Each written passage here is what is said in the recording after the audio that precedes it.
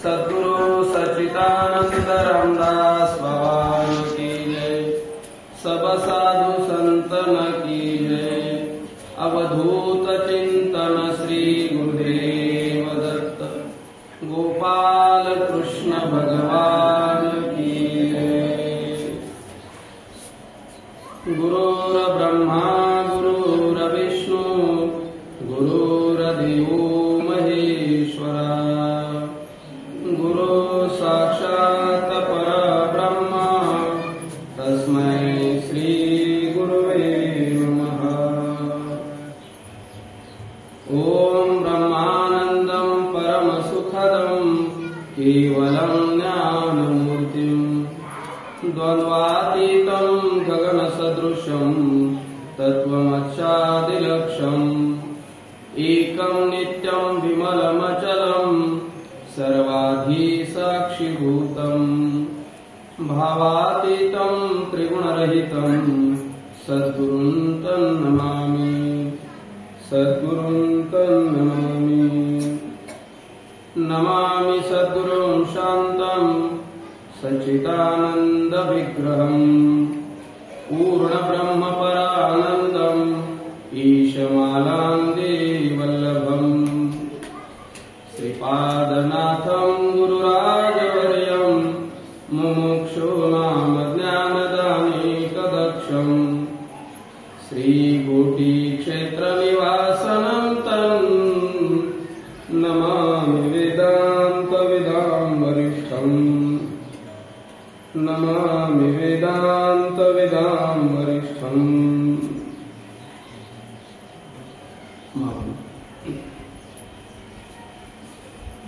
स्वस्ति श्रीवटेषु जो लपोनी जगदा भासू दावी मग ग्रासू प्रगटला करी।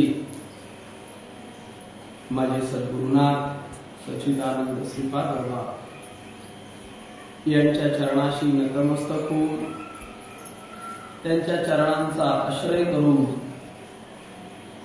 ग्रामदैवत नरेश परमात्मा पांडुरंग सर्व ग्रामस्थ आमचे परमस्नेही पाटील महाराज सर्वांचा नावानिशी परिचय नाही सर्वांच्या चरणी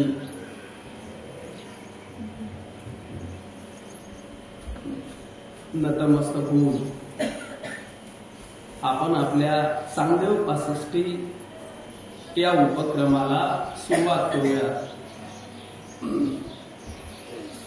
स्वस्ति श्रीवटेषु जो लपोनी जगदा भासू दावी मग ग्रासू प्रगटला करी।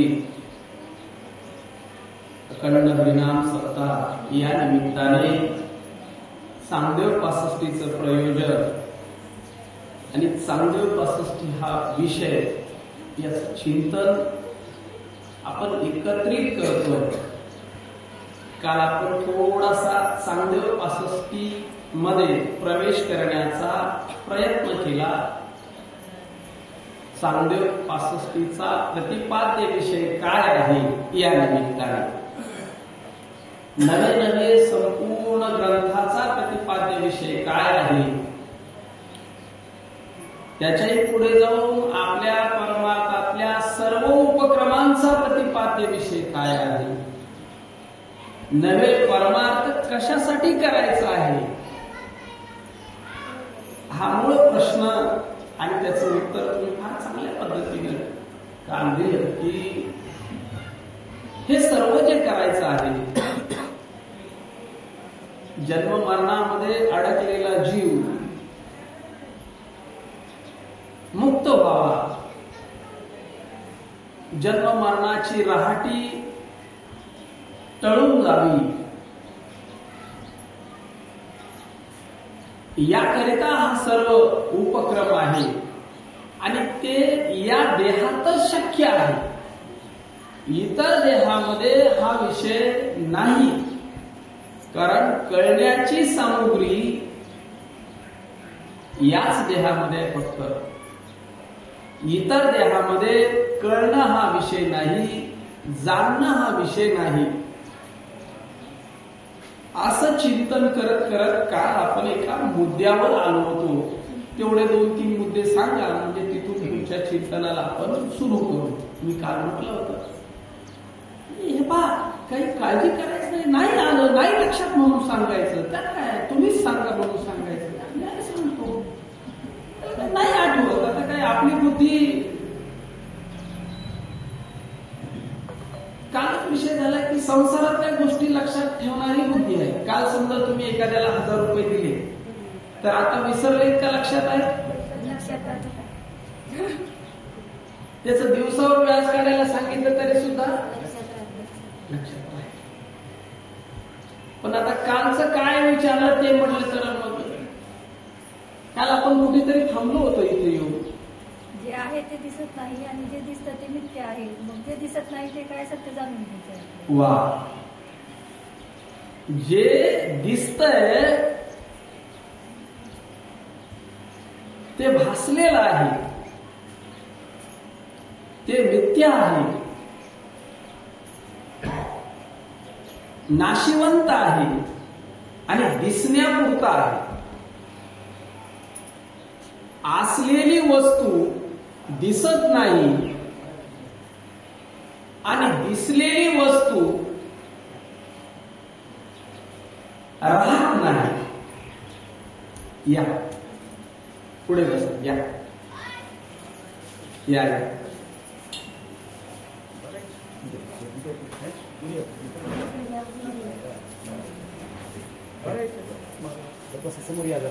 वरती या पार्थ. खुर्ची देऊ का? व्यासपीठावर जागा करू का? या, आपण सर्व सन्माननीय आहात, आदरणीय आहात. आपल्या येण्याने चर्चेची उंची निश्चितपणे वाढणार आहे. काल महाराज होते, आज पण आहात, धन्यवाद. असं आपण जो काल या मुद्द्यापर्यंत येऊन थांबलो होतो की दिसलेली वस्तू ही नसलेली आहे, भासलेली आहे. आणि असलेली वस्तू दिसत नाही आणि ती ओळखण्यासाठी हा उपक्रम आहे. असलेली वस्तू काही केल्या दिसणार नाही आणि दिसलेली वस्तू काही केल्या राहणार नाही. काही करा,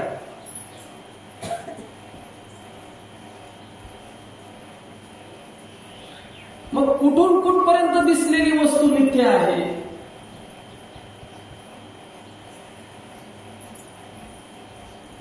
हे दिसलेलं सगळं कसं आहे?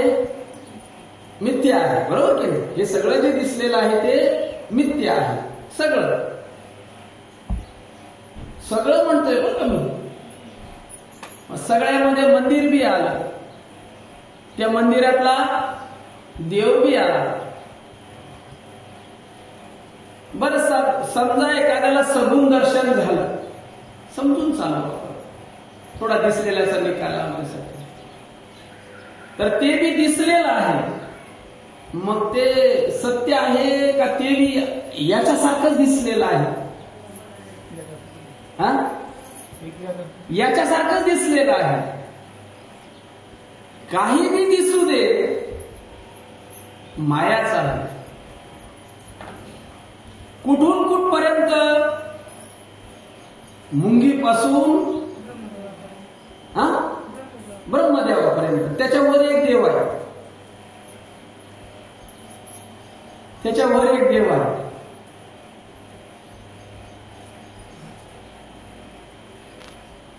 ईश्वर आपण म्हणतो. लक्षात घ्यायचं आहे फक्त. मग जे जे दिसलेलं आहे, जे जे जाणण्यात येणार आहे, जे जे कळण्यात येणार आहे, ते ते माईक आहे. मग दिसण्याच्या मागे लागलेला, दिसण्यात अडकलेला, काहीतरी दिसावं यासाठी प्रयत्नात असलेला दृष्टा दृश्यात अडकलेला दृष्टा त्याला प्रमाता म्हणतो आपण. फार शास्त्रीय शब्द नाही वापरायचा, साधा साधा जीव म्हणा अडकला. आणि आपण सगळे दृश्याच्या मागे आहोत. परमार्थ करून मी आपल्याला काहीतरी पाहावंसच वाटतंय, काहीतरी दिसावंसच वाटतंय. आणि दिसण्याच्या मागे जे आहे ते दृष्ट आहे, ते दृष्टीला घेऊन दृष्टा, कारण दृश्याच्या सापेक्ष दृष्टा आणि दोघांच्या मध्ये आली ती दृष्टी. सरळ त्रिपुटी तयार झाली. आणि त्रिपुटी आहे ती मायेची.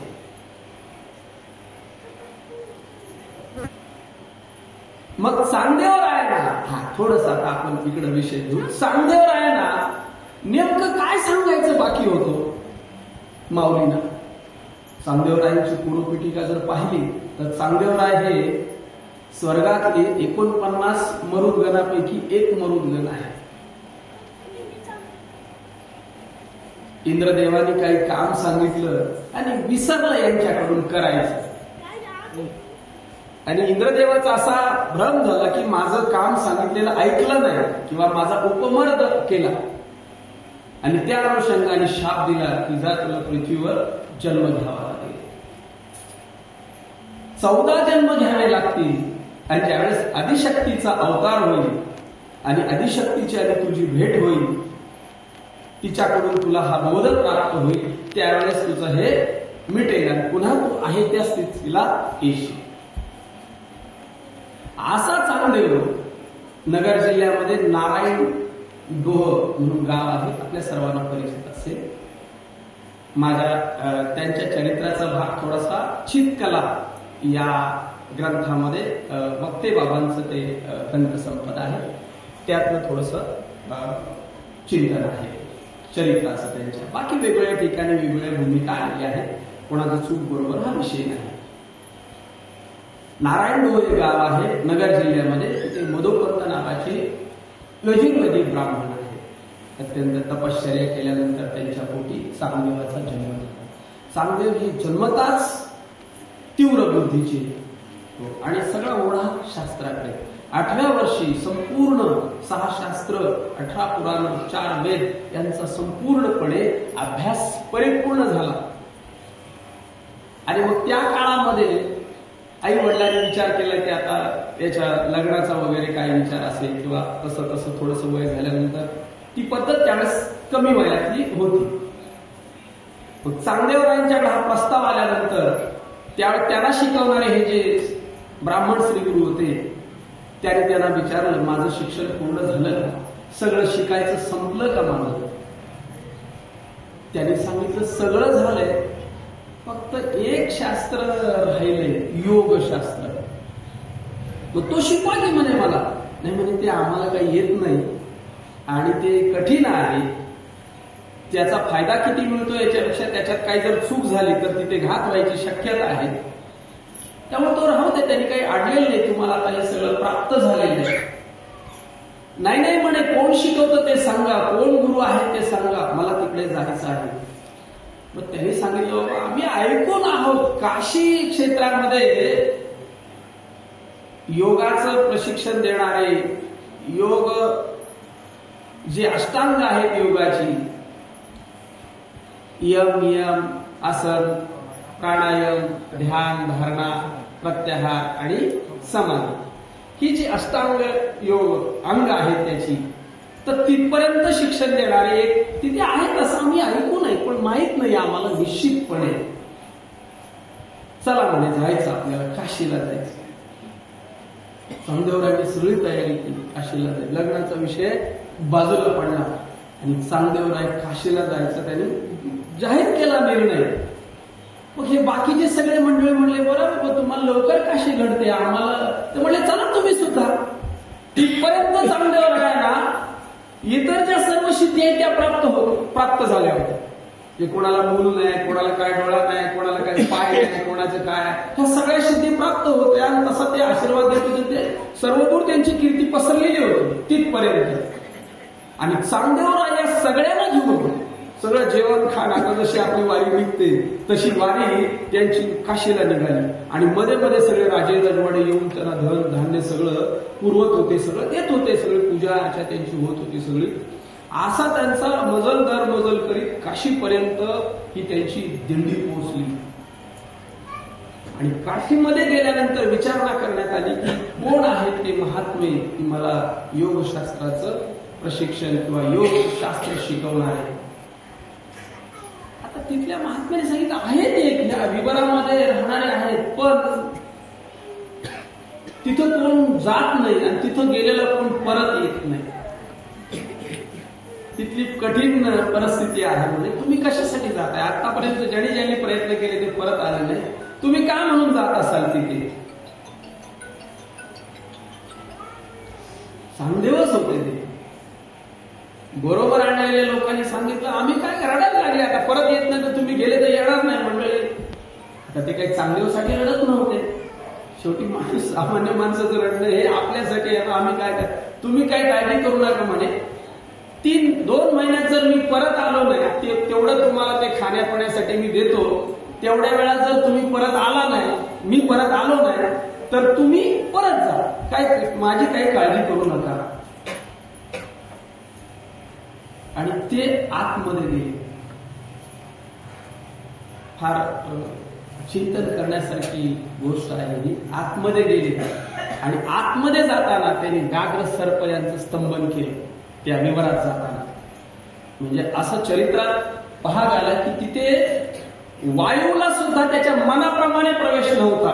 त्याने दिलेल्या गतीप्रमाणेच वाहन होतं, त्या योगाने दिलेल्या गतीप्रमाणे. असा झटका मारायचा अशी परमिशन नव्हती तिथे त्या विवरामध्ये. आणि अशा ठिकाणी चांगदेवरायांनी सर्व व्याघ्र सर्प विंचू यांचं स्तंभन केलं आणि प्रवेश केला आतमध्ये. आणि प्रवेश केल्यानंतर त्या महात्म्यांचं चरण दर्शन घेतलं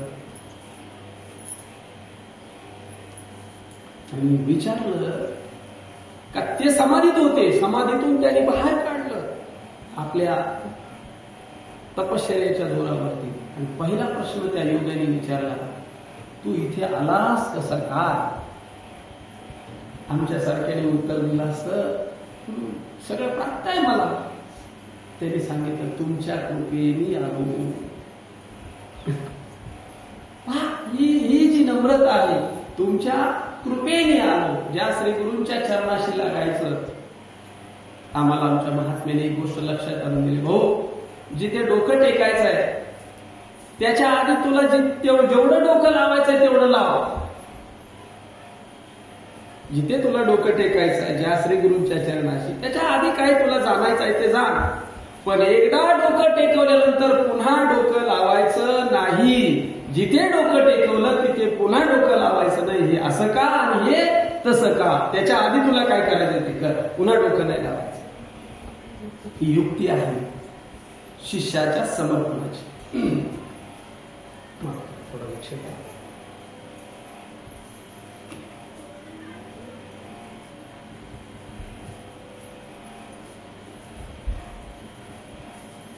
आणि मग सगळी परीक्षा घेतल्यानंतर त्यांनी संपूर्णपणे त्या भूमिका पार पडल्या. समाधीपर्यंत परीक्षा घेतली गेली. 7 वर्षाचा तो कालावधी आहे. आणि 7 वर्षामध्ये चांगदेवराय बाहेर येताना पायाच्या खडावाला काळाला बांधून बाहेर आले. 7 वर्षामध्ये असे चांगदेवराय. चांगदेव 65 मध्ये चांगदेव चरित्र नाही, पण थोडासा भाग घ्यायला लागतो आपल्या शिष्यत्वासाठी, आपल्यासाठी. 3 भूमिका आहेत महाराज चिंतन करण्यासारखा विषय. भक्तीतले शिरोमणी नामदेवराय, योगातले शिरोमणी चांगदेवराय आणि कर्मातले शिरोमणी मंडन मिश्रा. तिघांनाही मागे फिरलेले, तिघेही मागे फिरलेले. एवढी सोपी गोष्ट नाही.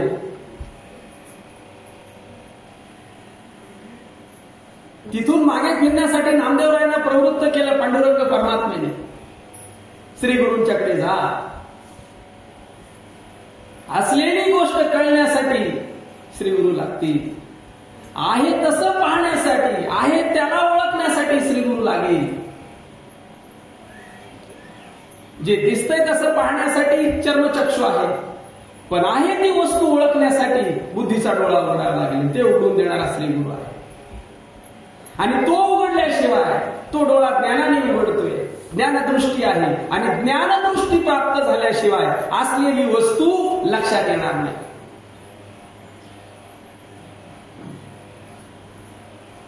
काल आपण बाहेर नांदवड्याचा थोडासा एवढं सोपं नाही. त्या पदाला गेल्यानंतर परत फिरणं आणि श्री गुरूंच्या चरणाशी लागणं. दुसरं आहे मंडन मिश्रा. कर्माचं एवढं टोक की स्वर्गातल्या महात्म्यांचं येणं जाणं त्यांच्या तिथे. जे विचारलं एखाद्याने मंडन मिश्रांचं घर कोणतं, तर ते सांगायचे ज्या घराच्या दारावरचे पिंजऱ्यातले पक्षी चिंतन करतात कर्माने मोक्ष होतो. आणि तो कसा होतो, कर्माने मोक्ष की ज्ञानाने मोक्ष, तर कर्माने मोक्ष होतो या विषयावर जिथं चिंतन चालू असेल पक्षी, ते घर मंडन मिश्रांचं आहे. आणि तिथे आद्य शंकराचार्यांनी प्रवेश केला. आणि तिथे सांगितलं की जर मी जिंकलो तर तुम्ही माझं शिष्यत्व पत्करायचं, आणि तुम्ही जिंकलात तर मी तुमचं शिष्यत्व पत्करायचं. आणि कुणीतरी एक अध्यक्ष पाहिजे, कुणीतरी एक पंच पाहिजे म्हणून सरस्वती देवी त्यांच्याच पत्नीला. शेवटी आद्य शंकराचार्यांचा विजय झाला. कर्माने मोक्ष होत नाही, ज्ञानाने मोक्ष होत. तैसे मोक्ष देईल ज्ञान, परितेत कीर नाही आन, तेचे थारे ऐशे मन शुद्ध व्हावे. ज्ञानाने मोक्ष होतो हा अंतिम सिद्धांत आहे. कर्म उपासनेने मोक्ष होत नाही, कर्म उपासने परंपरेची साधना आहे. एकूण 11 साधनांचा ओघ आलेला आहे. निष्काम कर्म, निष्काम उपासना, अत्यंत बहिरंग साधना, विवेक, वैराग्य, समाधी षटक, मुमुक्षत्व, थोडा अंतरंग साधना, आणि ज्ञानोत्तर प्रतिबंध दूर करण्यासाठी अत्यंत अंतरंग साधना श्रवण, मनन, निधिध्यासन, तत्व पदार्थ शोधन, आणि एक अंतिम मुख्य साधन जे 11वं साधन आहे जीव ब्रह्मैक्याचं ज्ञान. ही सगळी परंपरेने बहिरंग, अंतरंग एक मुख्य साधन, असं 11 साधनांची व्यवस्था तिथे आलेली आहे. मग मंडन मिश्रा ज्यावेळेस आद्य शंकराचार्य जिंकले त्यावेळेस बाबा मंडन मिश्रा रडायला लागले. आद्य शंकराचार्यांनी विचारलं, का रडताय? पराजय झाला म्हणून रडताय? काय कारण काय? नाही म्हणे, पराजय झाला म्हणून नाही रडत आहे. आतापर्यंत कर्माने मोक्ष होतो, चुकीचं सांगत राहिलो, चुकीच्या समजुतीत वावरलो आणि लोकांना चुकीचं मार्गदर्शन केलं, साहित्य एवढं तयार केलं चुकीचं, त्याचं वाईट वाटतंय म्हणून रडतोय. कारण किती मोठा घोळ झाला होता. आणि मग शिष्यत्व स्वीकारलं. चरित्राचा विषय फार मोठा आहे. आणि मग त्याला दक्षिणेचा पीठ दिलं शृंगेरी मठ रामेश्वरला. आणि तिथून जे चिंतन चालू आहे शृंगेरी मठावरून ते ब्रह्मास्मी वेदांताचं अथर्ववेदाचं तत्व जे आहे, महावाक्य जे आहे ते त्या महावाक्याचा घोष दक्षिणेतून चालतो. त्याचे आद्य जे पीठाचार्य आहेत ते मंडन मिश्रांनी त्याचं नाव बदललं, सुरेशाचार्य झाले. चार बाजूनी 4 महावाक्यांचा उद्घोष आहे. उत्तरेकडून बद्रिकाश्रम ज्योतिर्मठाकडून मला वाटतं पद्मपादाचार्य आहे आणि तिथलं महावाक्य आहे प्रज्ञानम ब्रह्म. त्याच्यानंतर पूर्वेकडून जगन्नाथपुरी आहे, शारदा मठ आहे आणि तिथलं महावाक्य आहे तत्वमशी महावाक्य आहे. आणि पश्चिमेकडून आहे ते ब्रह्मास्मी, पश्चिमेकडून आहे ते ब्रह्मास्मी आणि दक्षिणेकडून आहे ते अयमात्मा ब्रह्म. असे 4 वेदाची 4 महावाक्य 4 दिशेवरून. म्हणजे आपल्यापैकी कोणालाही कुठूनही जरी ते वाक्य मिळालं, कोणत्याही भाषेत मिळालं, हे तर संस्कृत मध्ये सांगितलं अयमात्मा ब्रह्म, ब्रह्मास्मी, तत्वमशी, प्रज्ञानम ब्रह्म. पण मराठीतलं जरी ते मिळालं, तेलुगू कन्नड मधलं जरी मिळालं, तरी सुद्धा त्याचा अर्थ तोच आहे. ज्या वाक्यामध्ये जीव ब्रह्मैक्याचं प्रतिपादन केलं जातं ते महावाक्य आहे. आणि ज्या वाक्यामध्ये भगवंताच्या स्वरूपाचं आणि सामर्थ्याचं प्रतिपादन आहे ते अवांतर वाक्य आहे. पराभक्तीमध्ये अवांतर वाक्य आहे, स्वरूपाचा आणि सामर्थ्याचा विषय आहे. आणि अप्रोक्षता येण्यासाठी मात्र जीव ब्रह्माख्य ज्ञानाचाच विषय आला पाहिजे, त्याशिवाय अप्रोक्ष येत नाही. आपण मुद्दा जो आपला चालला होता की मंडन मिश्राला आद्यशंकराचार्यांनी ज्ञानाकडे प्रवृत्त केलं, नामदेव महाराजांना भक्ती कडून ज्ञानाकडे प्रवृत्त केलं, पांडुरंग परमात्म्याने त्याला साधू संतांचा बेळा काढायला ठरला.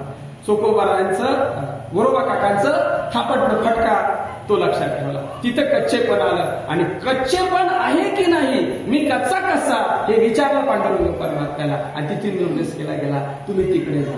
आणि इथे चांगदेवराय त्यांना कोणी प्रवृत्त केलं नाही, थोडस चिंतन करण्यासाठी स्वप्रेरणेने प्रवृत्त झाले.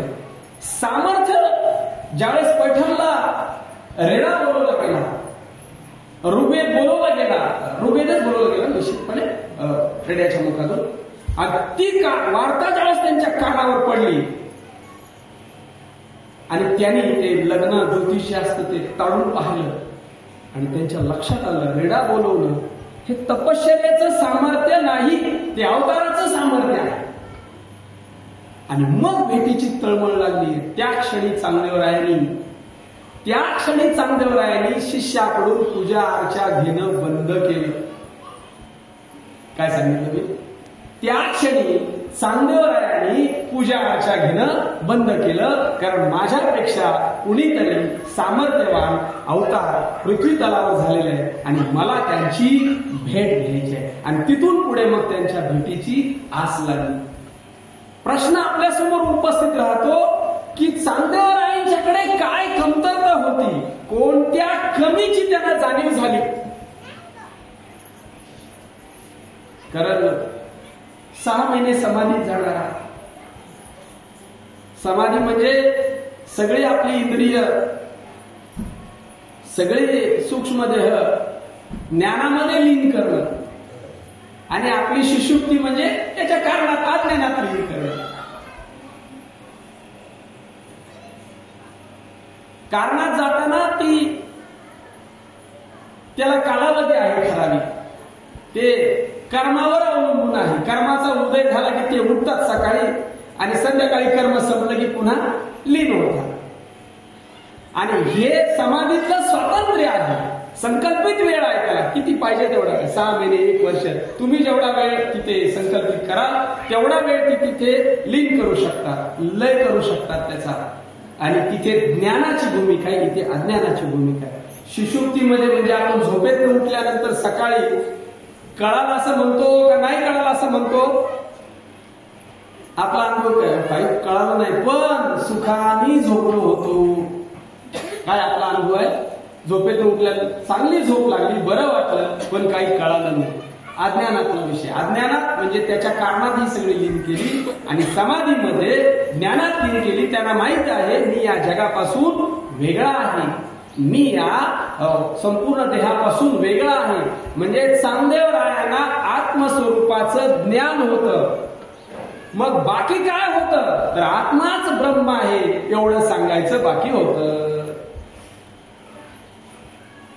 समाधीमध्ये बरोबर होतं, पण समाधीतून बाहेर आल्यानंतर जगत सत्यत्वाचे संस्कार होते, मरणाचं भय होतं आणि मरणाच्या भयाने मरणाला चुकवत होते. किती वर्ष? 1400 वर्ष. आणि 1400 वर्ष काळाला चुकवून सुद्धा, मरणाला बगल देऊन सुद्धा मरणाचं भय जसंच्या तसं टांगलेलं होतं.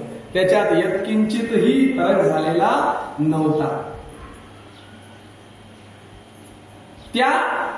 ते मरणाचं भय, ते जगत सत्यत्वाचे संस्कार जसेच्या तसे होते.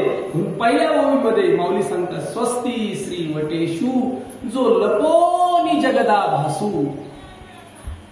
जो हा शब्द आलेला आहे, जो कशासाठी वापरला? जो सर्व व्यापक आहे, सर्वांच्या मध्ये आहे, सर्वांतर्यामी आहे, सर्व काळामध्ये आहे, सर्वत्र आहे, असा जो, त्याला जो हा शब्द वापरलेला स्वतंत्र शब्द आहे. हा फक्त चांगदेव 65 मध्ये आपल्याला तो पाहायला मिळतो. जोच्या लपण्यामध्ये जग दिसतंय, जो लपोनी जगदा भासू, तो लपला म्हणून जग दिसतंय आम्हाला. आणि तो प्रगटला की दावी मग ग्रासू प्रगटला करी. तो प्रगटला की जगताचा ग्रास आहे आणि तो लपला की जगताचा भास आहे. जगाचा विचार करता घास आणि भास आहे आणि परमात्म्याचा विचार करता प्रगटणं आणि लपणं आहे. मग प्रगटणं आणि लपणं परमात्म्याच्या दिशेने का आमच्या बाजूने आहे? जीवाकडून प्रगटणं लपणं आहे का परमात्म्याकडून आहे प्रगटणं आणि लपणं? तो प्रगटलाय लपलाय का आमच्याकडून प्रगट आणि लपला असं वाटतंय आम्हाला? आमच्याकडून आहे. तो प्रगटला बी नाही आणि लपला सुद्धा नाही. मग आता त्याचं लपणं आणि जगताचं भासणं, एवढी गोष्ट आपल्याला लक्षात आली पाहिजे, एवढी गोष्ट आपल्याला कळाली पाहिजे, एवढी गोष्ट चांगदेवरायांना माऊली वेगवेगळ्या दृष्टांतांनी वेगवेगळ्या अंगाने लक्षात आणून देत आहे.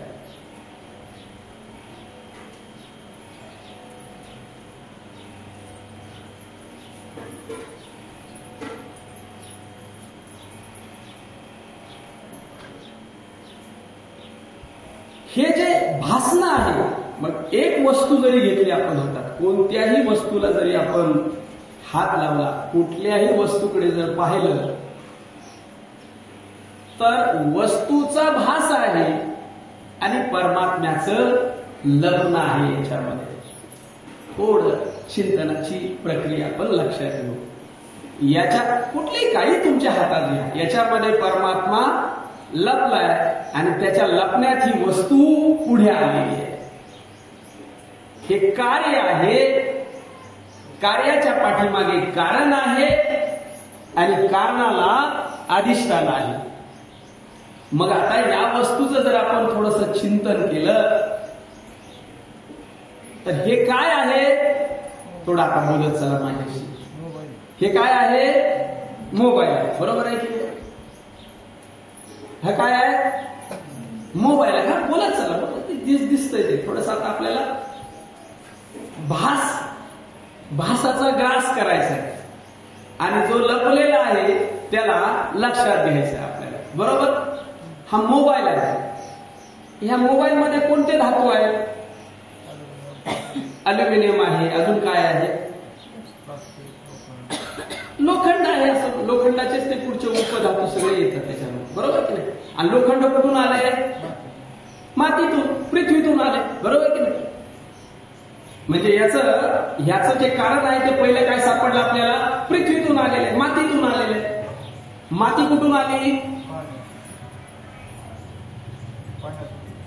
हा, बरोबर. माती कुठून आली? मातीचा, पृथ्वीचा जन्म कुठून आहे? पाण्यातून आली. हो, पहा, अजून सिद्धांत लक्षात आणून येतो. कारणातून कार्य बाहेर येतं आणि परत जाताना कार्यातून कारण, कार्यातून कारण, कार्यातून कारण, कार्यातून कारण आणि शेवटचं कारण अध्यस्त ठरतं. अध्यस्त वस्तू अधिष्ठान स्वरूप असते आणि तिकडून येताना अधिष्ठान, अध्यस्त, कारण, कार्य, कारण, कार्य अशा पद्धतीने खाली येताना त्याला आपण म्हणतो उत्पत्तीचा क्रम आणि लयाचा क्रम. आपल्याला त्या वस्तूपर्यंत पोहोचायचं आहे. मग पृथ्वी पाण्यातून आली. पृथ्वीचं कारण काय आहे? पाणी आहे. लक्ष द्या फक्त. हा, बरोबर. पाणी कुठून आलं? अग्नीतून आलं. बरोबर, अग्नीतून आलं. पाण्याला जास्त वेग दिला तर काय तयार होतं? वीज तयार होते, अग्नी तयार होतो. आता सगळं वैज्ञानिकांनी सिद्ध केलंय. बरोबर की नाही? हे महाप्रलयाच्या वेळेस सगळं हे घडत राहतं. मोठा जलप्रलय, हो, तेज प्रलय, वायू प्रलय आणि सगळं आकाश मायेमध्ये पुढे सगळं अध्यस्त ठरवून जातं. महाप्रलयाच्या वेळेस हे सगळ्यांचे प्रलय होतात. जलप्रलयात पृथ्वी राहत नाही, पृथ्वी पाण्यात लीन होते. तेजो प्रलयामध्ये पाणी राहत नाही, तेजामध्ये लीन होतं. वायू प्रलयामध्ये अग्नी राहत नाही आणि वायूच्या महाप्रलयामध्ये वायूच राहत नाही, आकाश रूप होऊन जातो. मग पृथ्वी पाण्यामध्ये जाते. मग आता दिसायला मोबाईल आहे आणि असायला काय आहे? पृथ्वी आहे. बरोबर आहे. मग दिसायला पृथ्वी आहे, असायला काय आहे? पाणी आहे. हा, दिसायला पाणी आहे, असायला काय आहे? अग्नी आहे. हा, दिसायला अग्नी आहे, असायला काय आहे? वायू आहे. दिसायला वायू आहे, असायला काय आहे? आकाश आहे. हा, दिसायला आकाश आहे, असायला काय आहे? माया. वा, माया म्हणा, महत्त्व म्हणा, अज्ञान म्हणा, प्रकृती म्हणा, मध्ये काय पंचतन मात्रा धरल्या तरी चालतात. बरेच मध्ये गबाळ आहे. माया धरली डायरेक्ट काम होऊन जातं आपलं, काय हरकत नाही.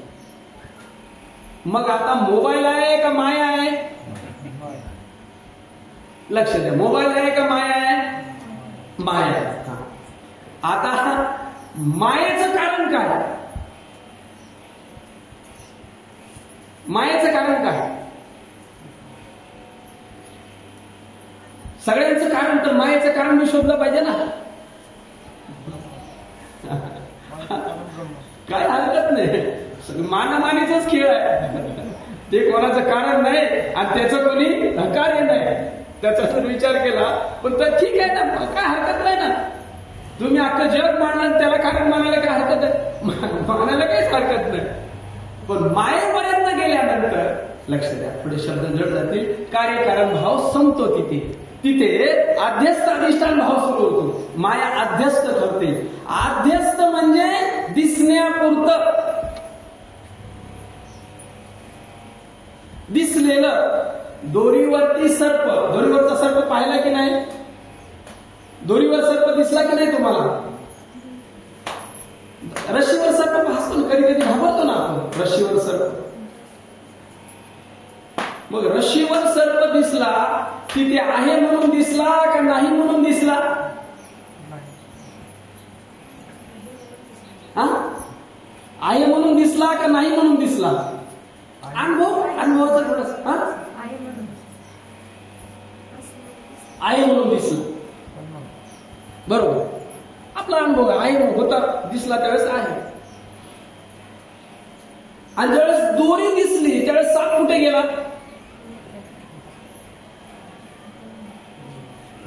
दोरी दिसली त्यावेळेस साप कुठे गेला? हा, आता सांगा, दोरीवरचा सर्प होता म्हणून दिसला का नव्हता म्हणून दिसला? हा,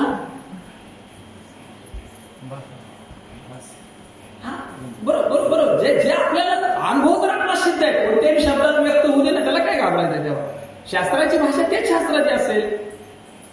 साधू संतांनी स्वतंत्र परिभाषा वापरली आपली. शास्त्राची भाषा शास्त्राच्या ठिकाणी, पण आपला अनुभव तर सिद्ध आहे ना.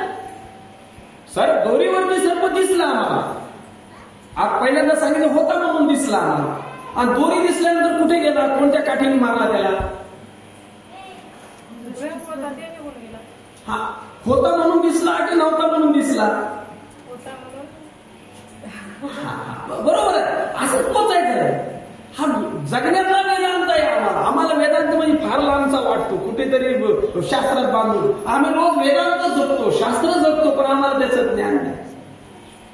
तेवढीच गोष्ट लक्षात घ्यायची. आमच्या सद्गुरुनाथांनी फार सोप्या भाषेत वेदांत सांगितलं.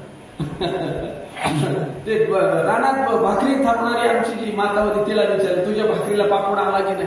आता काय वेदांताची प्रक्रिया. आता काय पापड आला की नाही? म्हणजे आला ना. म्हणजे ह्या भाकरीला आला, तुझ्या भाकरीला आला की नाही? पापडाची प्रक्रिया काय? त्याची मळणी झाली, सगळी झाली, भाजणी झाली. आणि भाजल्यानंतर ते पुढे लावल्यानंतर काय झालं? बाजूनं धरलं ना आतनं मोकळं झालं. वेगळे निघा आणि वेगळे निघून बघा. संसारात आहे पण संसारात नाही, आतनं पूर्ण मोकळा झाला, बाहेरनं कडे धरले, पकडले. ते विचारायचं, तू पापड आला का तुझ्या भाकरीला? सोपा वेदांत सांगतोस. असाच वेदांत ह्या. आता सांगा, सर्प होता म्हणून दिसला का नव्हता म्हणून दिसला? हा होता म्हणून दिसला, बरं ठीक आहे. होता म्हणून दिसला. दोरी दिसल्यानंतर कुठे गेला? दोरी दिसल्यानंतर नाही असं लक्षात आलं आणि दोरीच्या अज्ञानात आहे असं लक्षात आलं. मग आहे असं दिसलं तेव्हा होता का तिथं? तो नव्हता. मग दिसलेली वस्तू आहे म्हणून दिसते का नाही म्हणून दिसते?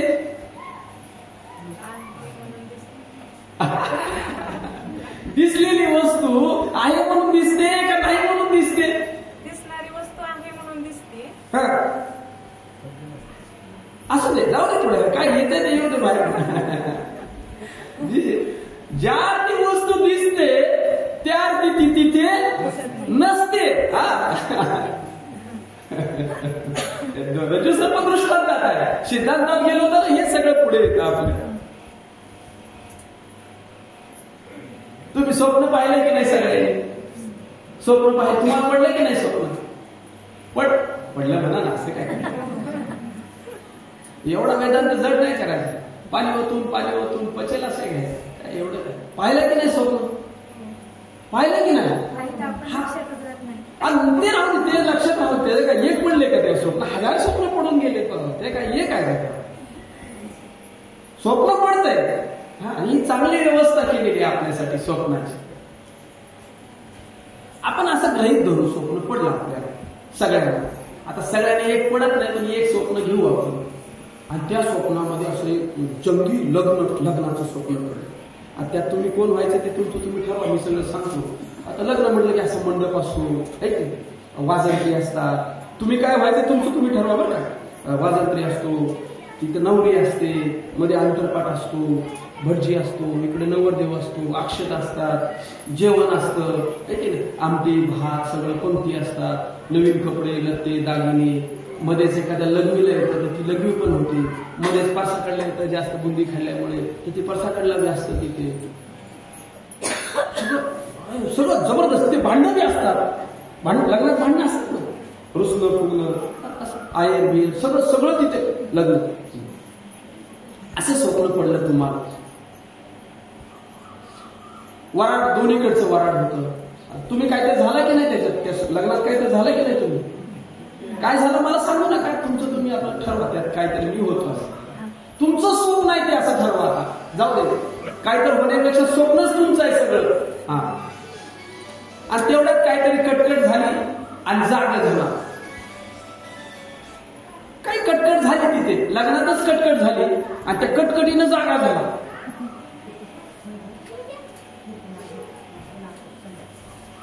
लक्ष द्या माझ्या स्वप्नात काय काय होतं लक्षात आलं की नाही? स्वप्नात काय काय सगळे मांडामांडी झाली ना. आणि तेवढ्यात तिथे कटकट झाली आणि जागा झाला. आता काय होतं तिथे? काहीच नव्हतं तिथे. बरं, तिथे नवरदेव झालं होतं. ते कोण झालं होतं?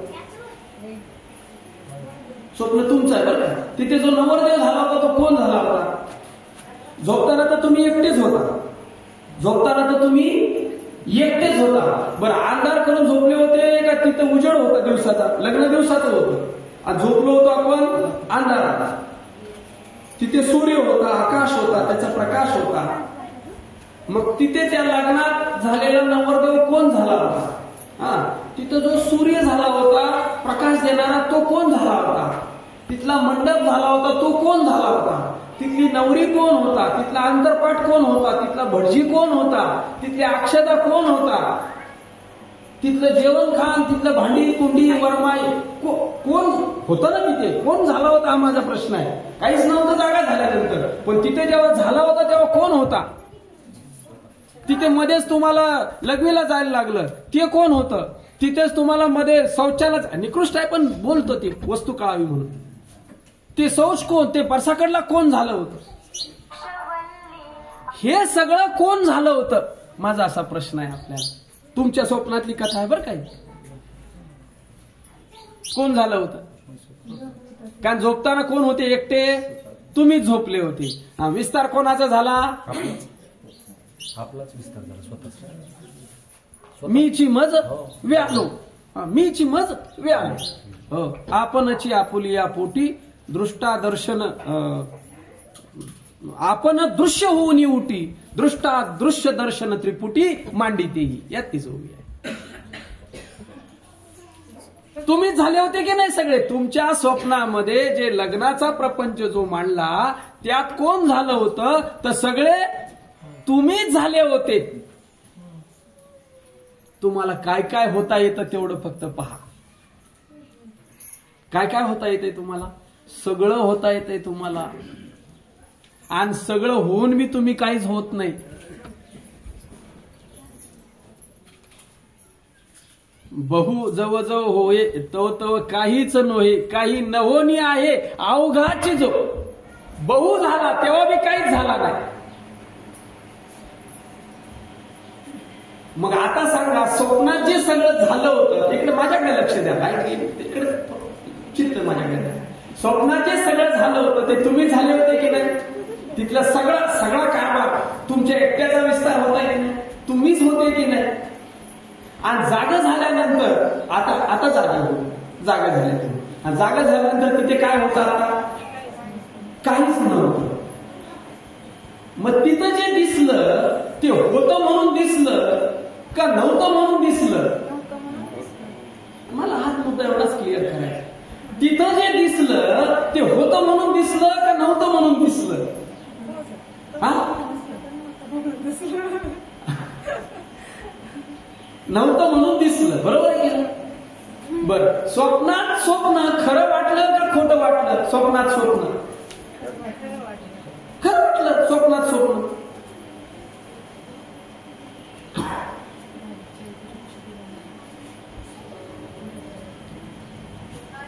बळा लक्ष द्या.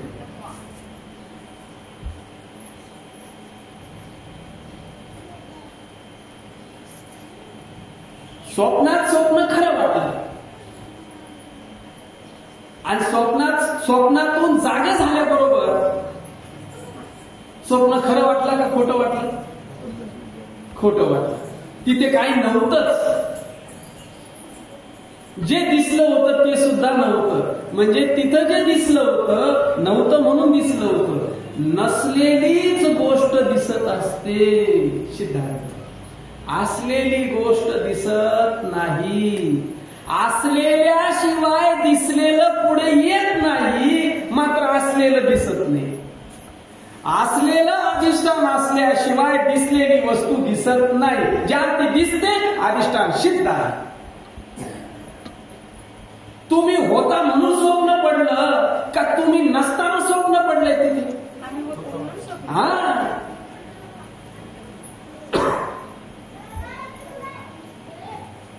तुम्ही होता तिथे. तुमची सगळी निर्मिती आहे, तुमची सगळी संकल्पना आहे. स्वप्न का पडतं त्याचा थोडासा अजून विस्तार करायचा म्हणलं तर आपल्या इथे हितनाम नाडी आहे आपल्या कंठामध्ये. तिचा आकार शास्त्रामध्ये सांगितलाय बाबा. आपला जो केस आहे की नाही, केस त्याचा उभा 1000वा भाग, आडवा नाही असा कट करून, असा नाही, उभा 1000वा भाग एवढी जाड आहे ती. आणि तिच्यामध्ये अनंत जन्माचे, या जन्माचे संस्कार साठलेले असतात. आणि झोपी गेल्यानंतर त्याला ते साह्य मिळालं विषयांचं की मग त्याचा विस्तार होतो.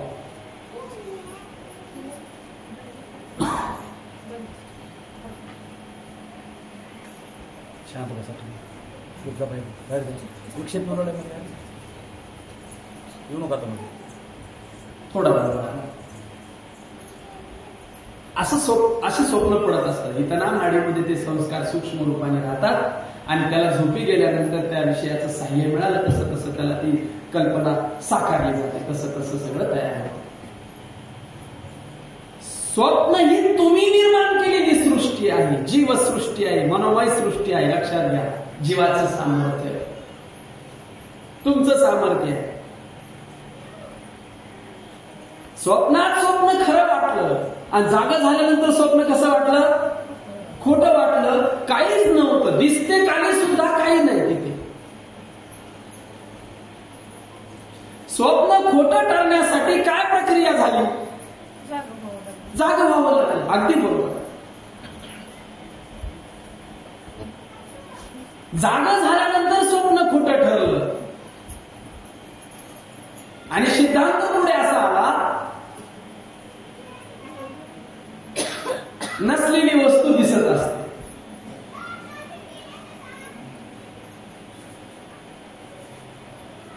नसलेलं दिसतं, असलेलं दिसत नाही, हा सिद्धांत पुढे आला. मग आता ते तिथलं बरं, जसं जागृतीत आहे तसं स्वप्नात आहे. म्हणजे बाईचं आणि पुरुषाचंच लग्न लागतंय स्वप्नात, बाईसारखीच बाई आहे, पुरुषासारखाच पुरुष आहे. तिथला बी व्यवहार जागृतीसारखाच आहे का तिथला काहीच्या काही आहे व्यवहार? सारखंच आहे ना तिथलं बी, तसंच आहे तिथलं बी, काही फरक नाही त्या व्यवहारामध्ये. मग तो खोटा आणि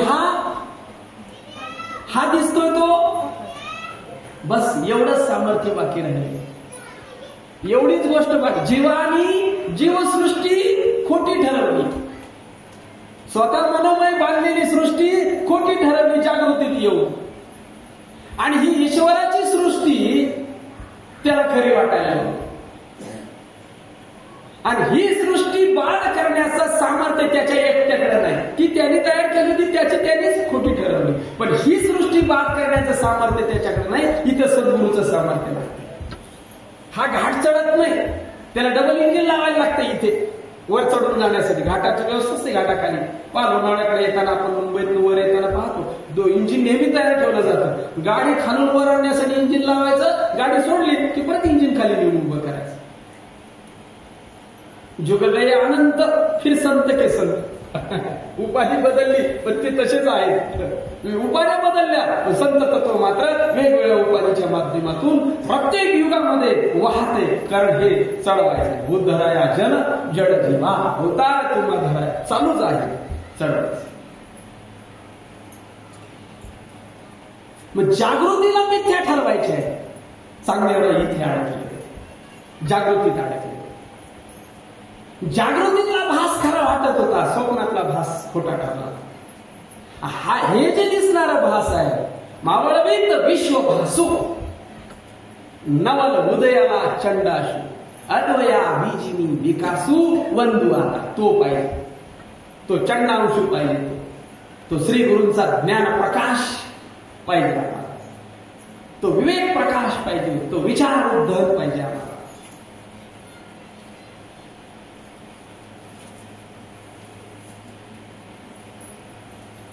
मग आता स्वप्न खोटं ठरवण्यासाठी जागा व्हावं लागलं, आणि जागृती खोटी ठरवण्यासाठी काय करावं लागेल आम्हाला आता?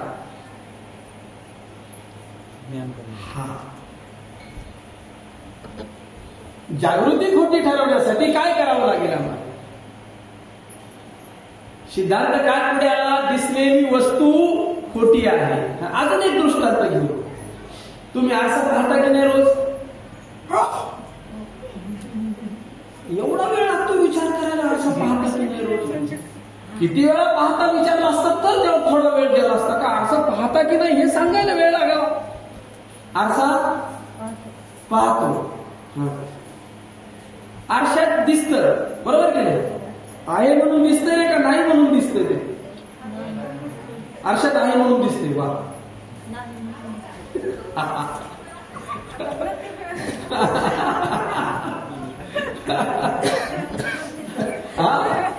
त्याचाच वेळ लागत नाही ना आम्हाला. तेवढंच तर करायचंय, फार पसारा नाही घालायचा परमार्थामध्ये. एवढंच आहे, थोडं आहे पण तेवढं उरक. कुठे जाईल तिकडे जा, या वारीला जा, त्या वारीला जा, कुठे फिरायला तिकडे फिरा. काय फिरण्याबद्दल आमचं नाण आहे, पण काय फिरतं हे कळायला पाहिजे. इथे तुम्ही आला का देह आला तुमचा? आता घरून तुम्ही आला, फार लांब जायला तुम्ही आलाय का देह आला इथे? अनुभवाची गोष्ट. आता तुम्ही आलाय का देह आलाय तुमचा?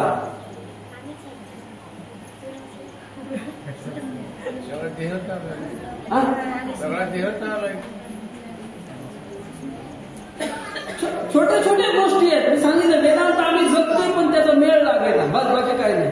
इथे तुम्ही आलाय का देह आलाय? तुम्हाला येता का इकडून तिकडे जाता येतं का?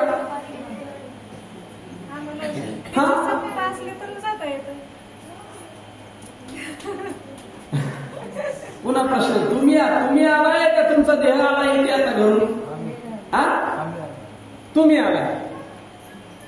दुसरा प्रश्न आहे, तुम्हाला येता जाता येतं का? येण्या जाण्यासाठी तुम्हाला जागा आहे का? तुम्ही म्हणजे आत्मसत्ता या अर्थाने घ्या आणि देह म्हणजे माया या अर्थाने घ्या, म्हणजे कळेल बरोबर सुट्ट सुट्ट. हा मग देह आलाय का तुम्ही आला? परिचिन्न वस्तू पंढरपूरला नेता येते ना आणता येते. आत्मसत्ता राहू दे दूर. पंढरपूरला जाताना सांगितलं इथलं थोडं 2 पोती आकाश घ्या आणि पंढरपूरला नेऊ तिकडे. जमेल का? मी आकाश सांगतोय आणि तिथलं आकाश येताना घेऊन येऊ 1 पोतभर. जमेल का? का बरं? आकाशाला हलवता येत नाही, व्यापून आहे ना, घंटाट भरलेलं आहे ना ते आकाश.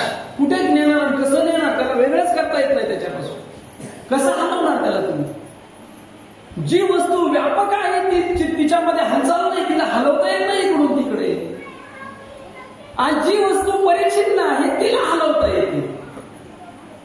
देह परिच्छिन्न आहे, वारीला नेता येतो, नदीत बुडवून परत आणता येतो.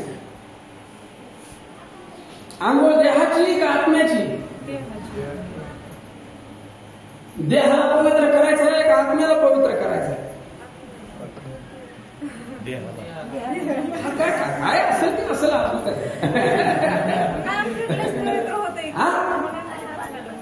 बसा बसा, टेकून बसा. थोडा ताण बसतो बरं का बुद्धीला. बुद्धीचाच विषय आहे. करणं नाही इथे काय, विचाराचाच परमार्थ आहे. बाद करायचा आपल्याला, क्रिया नाश नाही करायचा कशाचा. आणि बाद करण्यासाठी बुद्धीचा विषय आहे, नाश करण्यासाठी क्रिया आहे.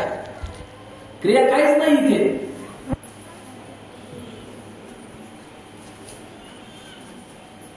सूक्ष्म देहाच्या पवित्रतेचा विषय आहे. स्थूल देह किती जरी धुतला, मी तुम्हाला सांगितलं एक तुम्हाला थोडा चिकन देतो 4-5 किलो आणि तो जरा स्वच्छ करून आणा. थोडा चिकन देतो बांधून मी तुम्हाला त्या पाटीत, थोडा धुवून स्वच्छ करून आणा. जमेल का?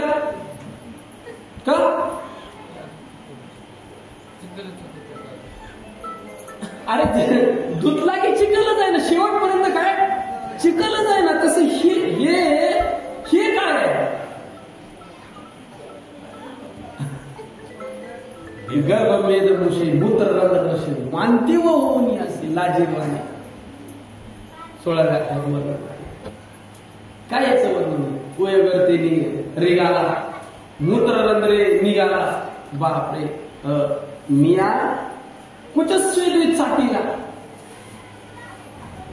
वर्णन आहे तेच. काय आमचं स्वागत आहे, काय आमचं आईच्या उदरातलं वर्णन आहे ज्ञानेश्वरीमध्ये. या स्तुलाला किती जरी धुतला तरी स्वच्छ होऊ शकत नाही. मळपत्राचा बांधा आहे वर्णन सगळ्याला प्रमाण माहित आहे.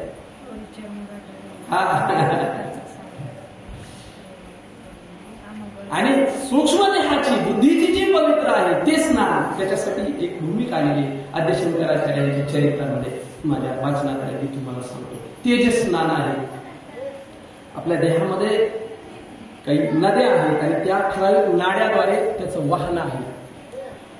डाव्या डोळ्यामध्ये एखादी मला नाडी आठवणार नाही, सहकार्य करा तुम्ही. डाव्या डोळ्यामध्ये आपल्या कावेरी नदी वाहते, गांधारी नाडी. उजव्या डोळ्यामध्ये सिंधू नदी वाहते. नाडीत तुमचं तुम्ही पाहून मी माझ्या हाती तेवढं लक्षात येणार नाही. इथे गंगा वाहते उजव्या नागपुडीमध्ये, डाव्यामध्ये उजव्यामध्ये यमुना वाहते आणि गुप्त आहे सुषुम्ना, ती सरस्वती आहे. इकडे पूर्ण आहे आणि इकडे कृष्ण आहे दोन्ही कानांमध्ये. गुदामध्ये तापी आहे आणि उपस्थामध्ये नर्मदा आहे आणि जिभेमध्ये गौतमी नदी वाहते. अशा ह्या रंध्रातून आपल्या नाड्या वाहतात. त्या नाड्यातून ती नदी वाहत असते. आणि या नदीला महापूर येण्यासाठी नामचिंतनाची त्याला जोड लागते, त्याला पॉवर द्यायला लागते श्री गुरूंच्या कृपेने. क्रियेने त्या प्रक्रियेतून जेव्हा नामचिंतन होतं, नामचिंतनाच्या वेळेस अष्टसात्विक भाव तयार होतात, त्यावेळेस त्या सर्व नाड्यांमधून त्या नद्या व्हायला लागतात आणि तिथे स्नान व्हायला पाहिजे. त्याला प्रयागही म्हटलेलं आहे, त्याला ब्रह्मरंध्रही म्हटलेलं आहे. कायापुरा नगरामध्ये वाहे चंद्रभागा नदी, तिची धार वाहे उलटी, पोहणारा खाये गुलटी, तिचा उगम बहु खोल, जो जाणे तो अनुभव, तिच्या डोहामध्ये उडी, तुकाराम देई बुडी. असं चंद्रभागेचं स्नान सांगितलेलं आहे. थोडस बाजूला घेऊन मुद्दाम लक्षात आलं, ते स्नान व्हायला पाहिजे. त्या स्नानाने सूक्ष्म देह, अंतःकरण, बुद्धी, मन, जो काही विषय आहे तो आपला, तिथं पवित्रता लागते. तिथे मनदोष, विक्षेप दोष जे घर करून आहे त्याचं निवारण केलं. असं माझा विषय काय होता? परिच्छिन्न वस्तू इकडून तिकडे हलवता येते, नेता येते, आणता येते, आणि व्यापक वस्तू नेता येत नाही, आणता येत नाही. हा, आता सांगा, तुम्ही आला का तुमचा देह आला इथे? हा, देह आला. मग देह स्वतः आला का त्याला तुम्ही आहात तिथे? देहाला स्वतःची सत्ता आहे का तुमची सत्ता आहे? हा, सत्ता तुमची आणि येणं जाणं याचं आहे. सत्ता आणि ही माया, हे जड, हे दोन भूमिका वेगवेगळ्या आहेत आणि त्या आपल्याच ठिकाणी आहेत. आणि घोटाळा काय झालाय? त्या जडाला सत्ता समजून बसलो, त्या जडाला चेतन समजून बसलो. हे जडच चेतन वाटायला लागलं. त्याच्याशी त्यांनी तादात्म्य होत नाही. संबंधाचा बी संसर्ग आहे आणि संबंध संसर्ग अध्यास आणि स्वरूपाध्यास, हा दोन अध्यास आहे. स्वरूपाचा बी अध्यासच आहे, आत्म्याकडून अनात्म्याकडे, आणि अनात्म्याकडून आत्म्याकडे संसर्ग अध्यास, संबंधाचा अध्यास. दोन्ही ठिकाणी अध्यासच आहे. आपण मूळ मुद्द्यावर जे चिंतन करत होतो, जागृतीत बाद ठरवायचे, जागृतीतली भूमिका क्लिअर करायची. स्वप्न केलं आम्ही, स्वप्न खोटं ठरवलं. आम्हाला जागृतीमध्ये जागा व्हायचं. काल आपला थोडा विषय झाला. आता आपण झोपलो की जागे आहोत? आता आपण झोपेत आहोत की जागे आहोत? जागे आहोत. जागा असल्याचं लक्षण काय आणि झोपेचं लक्षण काय? झोपलं हे कसं ओळखावं, जागा हे कसं ओळखावं? लक्षण आहेत ना दोन्ही. चिमण्या काय चिमटा घेऊन नाही, असं नाही, चिमटे घेऊन नाही. आता हे खरं वाटतंय का खोटं वाटतंय? खरं वाटतंय, झोपलाय मला. हे जागृतीतला व्यवहार जर खरा वाटत असेल तर झोपलाय का जागा आहे? झोपलाय. हा, आणि ही जागृतीतला व्यवहार जर मिथ्या वाटत असेल तर काय आहे? जागा आहे. हा, मग आता सांगा, जागे आहे का झोपले? प्रत्येकाचं उत्तर वेगवेगळं असू शकतं. जो जागा आहे तो जागा सांगेल, जो झोपलाय तो झोप बी कळते, जागेपण बी कळतंय आम्हाला. वा वा, जागेपणापासून बी वेगळा आहे, झोपेपासून बी वेगळा आहे. वा, जागा झाल्यानंतर हे स्वप्न मिथ्या, आणि झोपेत असेल तर हे सत्य, मी आणि माझं हे सत्य. असं चांगदेवरायाला माऊली लक्षात आणून दे. चांगदेवराया हे लक्षात घे. त्याच्या आधी चांगदेवरायाचे समर्पण केले. चांगदेवरायांनी थोडीशी आपण भूमिका लक्षात घेऊ त्याची, की हे ज्यावेळेस माऊलींचे सामर्थ्य चांगदेवरायांना कळलं की आता अवतार झालेला आहे, आपल्याला त्यांना भेटायला जायला पाहिजे. मग खात्री करून घेण्यासाठी पैठणला पत्र पाठवलं महाराज. आणि तिथल्या ब्राह्मणाने सांगितले हो असं घडलेलं आहे, चला म्हणे भेटायला जाऊया. आता शिष्य मंडळी फार बेरकी असतात. चांगदेवाचे त्यावेळेस असे तयार झालेले शिष्य 1400 शिष्यांची संख्या येते बाबा. 1400 म्हणजे असे सिद्धी प्राप्त झालेले 1400. कोण असे नंगे फकीर वेगवेगळ्या विषयामध्ये त्यांचं सगळं हो चांगदेवाच्या जवळजवळ त्या लेवलला आलेले सगळे तसे 1400 संख्ये. तरी सांगितलं बाबा सिद्धी तर 1 वर्षात निघून जाते, ह्यांची राहिले की नाही सिद्धी असेल तर बघायला पाहिजे. आळंदीला पाठवले. परत आळंदीला जाऊन पाहून आले तर आळंदीला सुद्धा सांगितले की हो आहेत ते. आणि मग मात्र पत्र लिहिण्याचा विषय. आळंदीला जाताना पत्र घेऊनच गेले होते. पत्र लिहिण्याच्या वेळेची स्थिती आहे ती खरोखर चिंतनाची आहे. काय लिहावं काय पत्रामध्ये हा विषय समोर आला. तीर्थ स्वरूप लिहावं तर वयाने लहान आहे, आणि चिरंजीव लिहावं तर ज्ञानाने अवतार आहे, महाविष्णूचा अवतार आहे. काय लिहावं?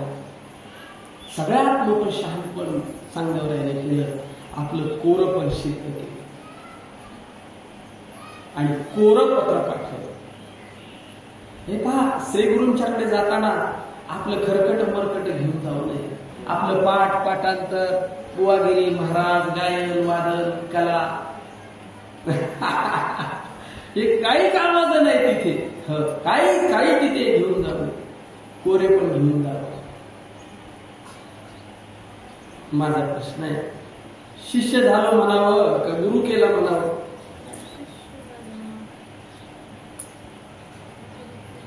शिष्य झालं म्हणण्यात यथार्थता आहे का गुरु केला म्हणण्यात यथार्थता आहे? दोन्ही सारख्याच वाटतात. दोन्ही सारख्याच वाटतात, पण त्याच्यात सारखेपणा नाही. गुरु केला झालं, कीर्तन ठेवलं, सगळं झालं, गुरु केलं. आता पुढे शिष्य होण्यामध्ये सायास आहे का गुरु करण्यामध्ये सायास आहे? तनु मनु जीवे चरणाशी लागावे, अगर्वता करावे दास्य सकळ, मग अपेक्षित जे आपुले. शिष्य झालो आणि शिष्य झालो म्हणण्यामध्ये साध्याची निश्चिती असते. नदी समुद्राची शिष्य झालेली आहे. तुम्हाला जेवढे बंधारे घालायचे तेवढे बंधारे घाला, जेवढी धरणं बांधायची तेवढी धरणं बांधा. कुठे जाईल ती? किती पण आडवा, डोंगर येऊ दे, शहर येऊ दे, घर येऊ दे, काय जायचं असेल तेवढे जाईल. कुठे ती?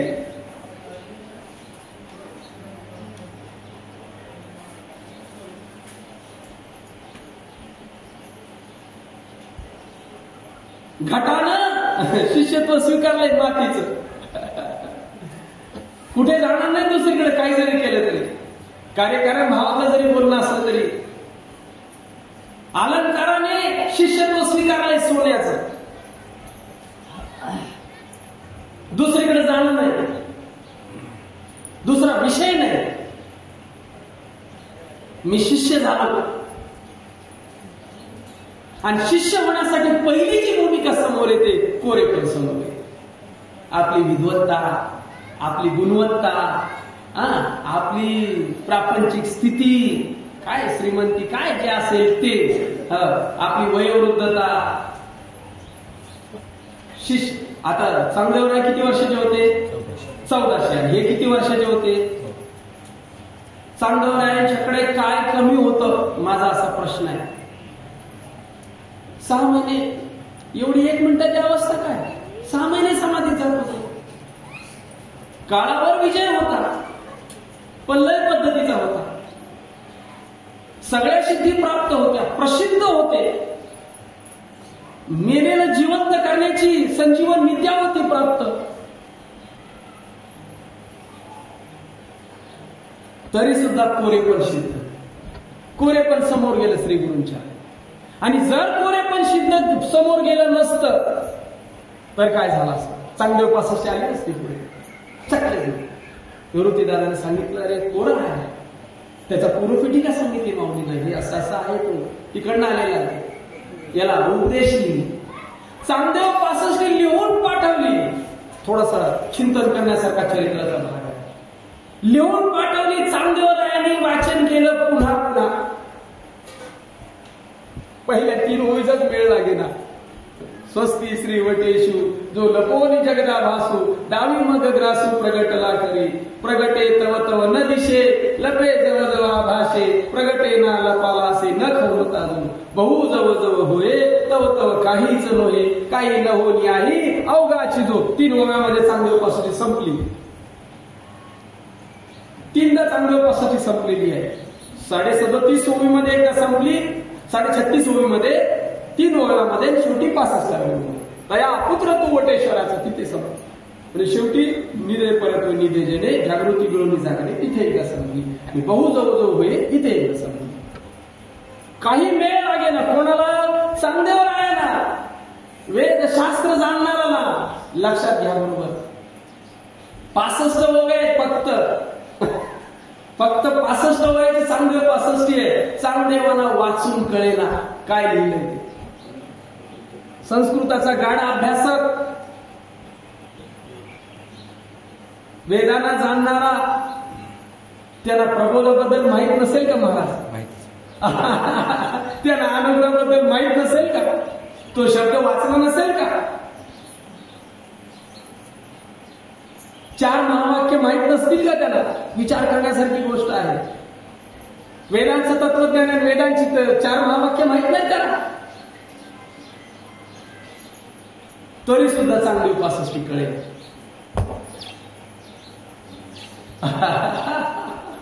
विचार करण्यासारखी गोष्ट आहे. आणि काय लिहिलंय हे मला कळालं पाहिजे या उत्सुकतेपोटी. नाही म्हटलं आता भेटलंच पाहिजे म्हणून वाचून ग्रंथ कळत नाही. श्री गुरूंच्या मुखातून तो श्रवण करावा लागतो चरणाशी बसून. त्यावेळेस त्या शब्दाची फोड. शब्द जोपर्यंत त्याचा भाव आणि वस्तू हातात देत नाही तोपर्यंत शब्द कळत नाही. प्रत्येक शब्दाच्या मागे त्याची शक्ती आहे. ती शक्ती जोपर्यंत सापडत नाही, शक्ती जोपर्यंत हाताशी लागत नाही तोपर्यंत शब्दांचं काम संपत नाही. शब्द झाला.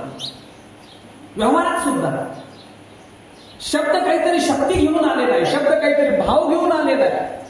आणि तो भाव नाही कळाला की शब्द राहतो. अनंत वाचा बरं त्या कायचा दयाळ पान शब्द आहे. भाव नाही त्याचा, शक्ती नाही त्याची. आकाश म्हटल्याबरोबर काय भाव तयार होतोय आता? काय भाव तयार होतो आकाश म्हटल्याबरोबर?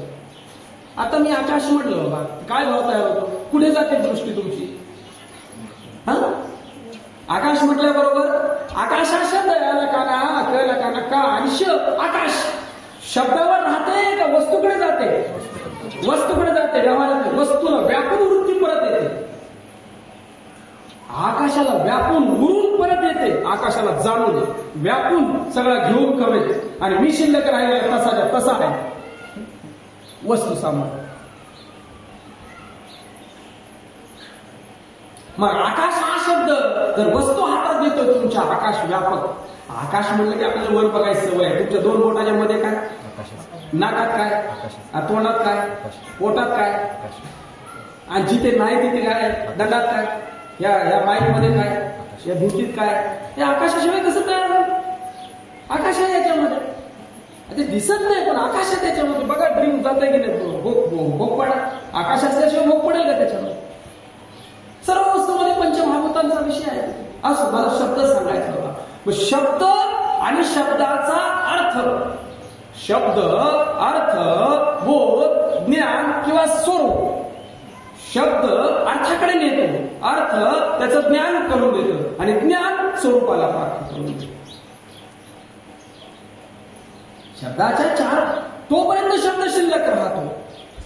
माऊलींनी अर्थ दिला होता, बोध दिला होता, ज्ञान दिलं होतं, स्वरूपापर्यंत जाण्याचा रस्ता दिला होता.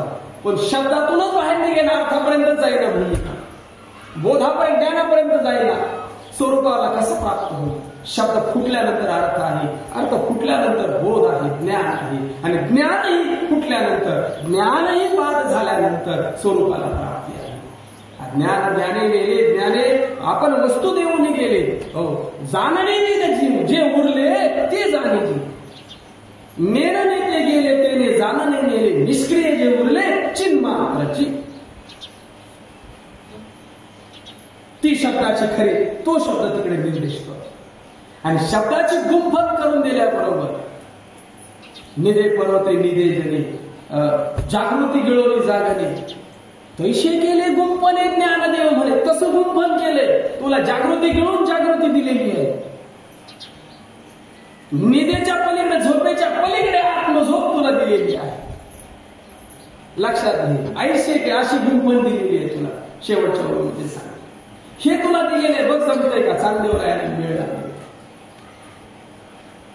भेटायला पाहिजे म्हणून सांगितलं. कोरेपण पुढे पाठवलं आणि कोरेपणामुळे चांगदेव 65 पुढे आहे.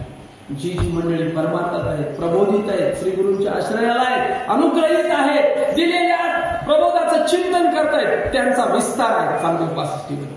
श्री गुरूंनी दिलेल्या बोधाचा विस्तार म्हणजे चांगदेव 65. तत्वम अशी 36 ओळीमध्ये तत्चा विस्तार आहे, अर्ध्या ओळीमध्ये त्वम आहे, पुढे 6-7 ओळीमध्ये अशी आहे, आणि पुढे गुरु शिष्याचं स्वरूप सांगितले 55-65.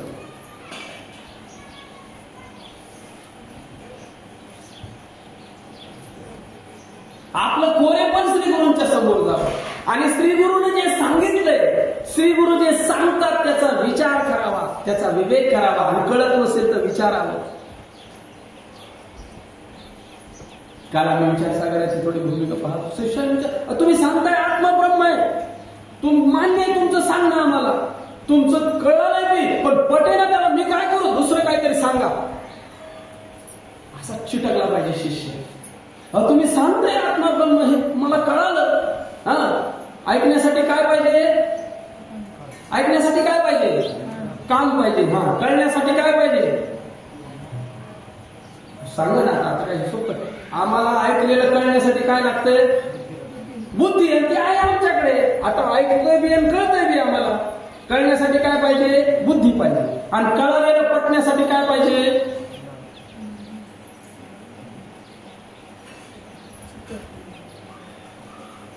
कळलेलं पटण्यासाठी काय पाहिजे? कळतंय पण पटेना काय करावं?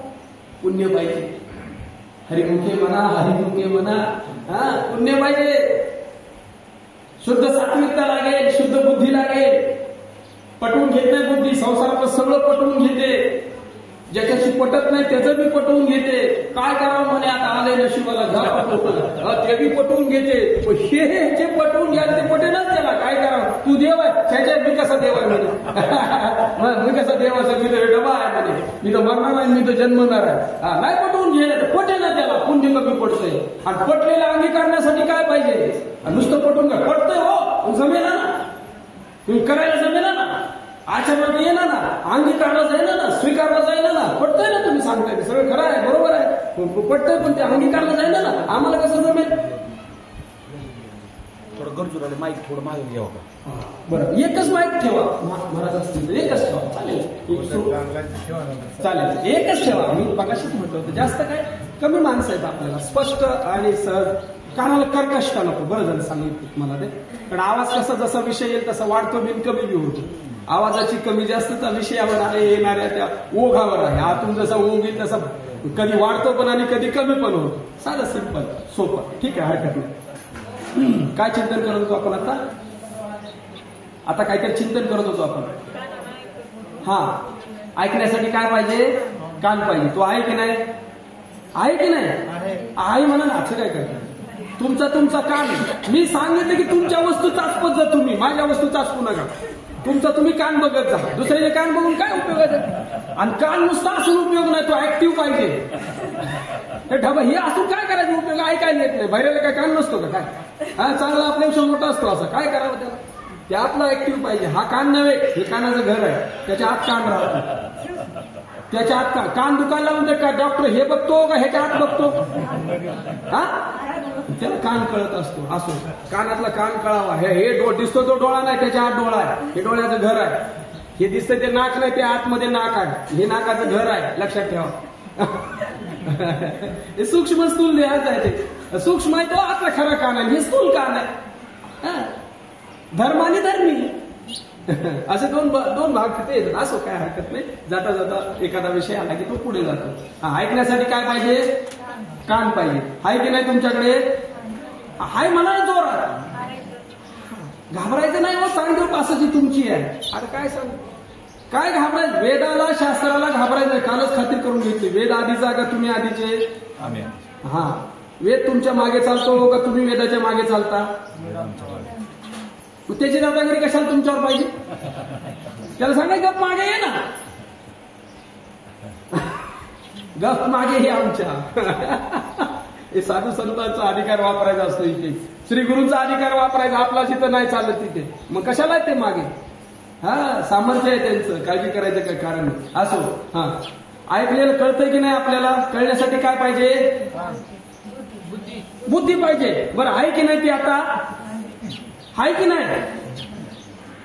आहे म्हणा ना.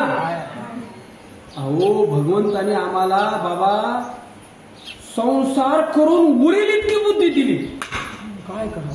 बाकीच्यांना संसारापुरतीच दिली बरं का. डुकराला किती दिली? आबा जास्त दिली. उरत नाही त्याची बुद्धी. त्यामुळे ते खाते आपल्या बरोबर गपचूप आहे. कुत्र्याला किती दिली? संसारापुरती, कामापुरती नाही, संसारापुरती. हा, उंदराला किती दिली? सांगा ना, संसारापुरती. मग तुमच्यापेक्षा श्रेष्ठ संसार उंदराचा, कुत्र्याचा, डुकराचा आहे का तुमच्यापेक्षा निकृष्ट आहे? हा, तुमच्यापेक्षा श्रेष्ठ संसार आहे. अहो काय, त्या कुत्र्याला काय जमीन बघून कुत्री दिली जाते काय? आता काय करा? रेडाला विचारलं किती एकर आहे तुझ्याकडे? मस्त द्यायचे काय का? बघून दे ना नाही. आणि काय त्याला भटजी लागतो का काय? आणि तरी बी पोरबाळा होत नाहीत का? काय आपलं एखादं कौतुक आहे? बारसन, लाऊडस्पीकर, कीर्तन, काय काय त्याचे 6 महिन्याला 6, 10, 15. बरं, कुणाची काय चिंता आहे का? शाळेत घालायची, नाव काढायची, कोण रडलं उपाशी राहिलं, काय टेन्शन आहे का? कोणाचा श्रेष्ठ संसार आहे? तुम्ही मारायला लागली बीपी शुगर, काय कशा संसार आहे? याचं फाटलं तर त्याचं जोडलं ना, त्याचं शिवलं तर याचं फाटल्याशिवाय राहील. ही हालत आहे आमच्या संसाराची. आणि संसारात ते रडताय का आम्ही रडतोय? रडतोय कोण? कपाळ मडवून कोण घेतोय? अहो त्याला टेन्शनच नाही. कुत्र्याला, कुत्रीला, म्हशीला, रेड्याला, डुकराला, डुकरिणीला काही टेन्शन आहे का संसाराचं? मुलाबाळांचा काही ताण आहे का? आई वडिलांना सांभाळावं ह्याचं काही ताण आहे का? कोणाला खाय प्यायचे काही भ्रांत आहे का? कुठे बँकेत अकाउंट आहे का? खिशाला शर्टाला खिसा आहे का? आणि तरी मी मस्त आहेत आमचे. खिशात किशे पण कशात काय काय करा? माझा विषय चाललाय ते का हसवायचा विषय नाही, मला हे सांगायचंय. पण हे सांगताना बुद्धीचा विषय आला. इतरांना संसारापुरती बुद्धी दिली बाबा, आणि आम्हाला संसार करून उरेल एवढी बुद्धी. आणि आम्ही वापरली कुठे? संसारासाठी. म्हणून तर आम्ही उद्व्यापी आहे. आम्ही उरलेली बुद्धी बाबा संसारात वापरली, म्हणून हा खटाटोप आमच्या समोर आला. त्याने संसारापुरतीच दिली, संसारासाठीच वापरली. आहार, भय, मैथून, निद्रा, हिना काम संपलं आमचं. फिनिश झालं. तिथे टेन्शनच नाही.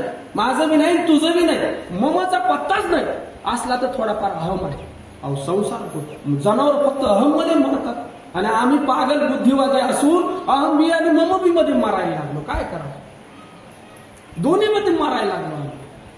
त्याला काही कळत नसताना फक्त अहम घेऊन मरतात. ते बी घेतला तर घेतला नाही तर. पण आम्ही कळून अहम बी मम बी घेऊन माझं कसं होईल, माझ्याचं कसं होईल, दोन मुद्द्यात मरण आहे आमचं. आणि म्हणून मरणाचा खेळ आहे. आम्हाला बुद्धी कशाची दिली? आदिकची दिली. आदिकची बुद्धी संसार करून उरलेली बुद्धी संसारासाठी दिली का भगवंतासाठी दिली? आणि वापरतो कशासाठी? एवढे तर हुशार आहोत आम्ही. पागल म्हणायचं मला. काय हे शहाणपणाचं लक्षण. बुद्धीचे वैभव आणि कशाला दिले आणि वापरलं कशाला? हा आमचा खेळ.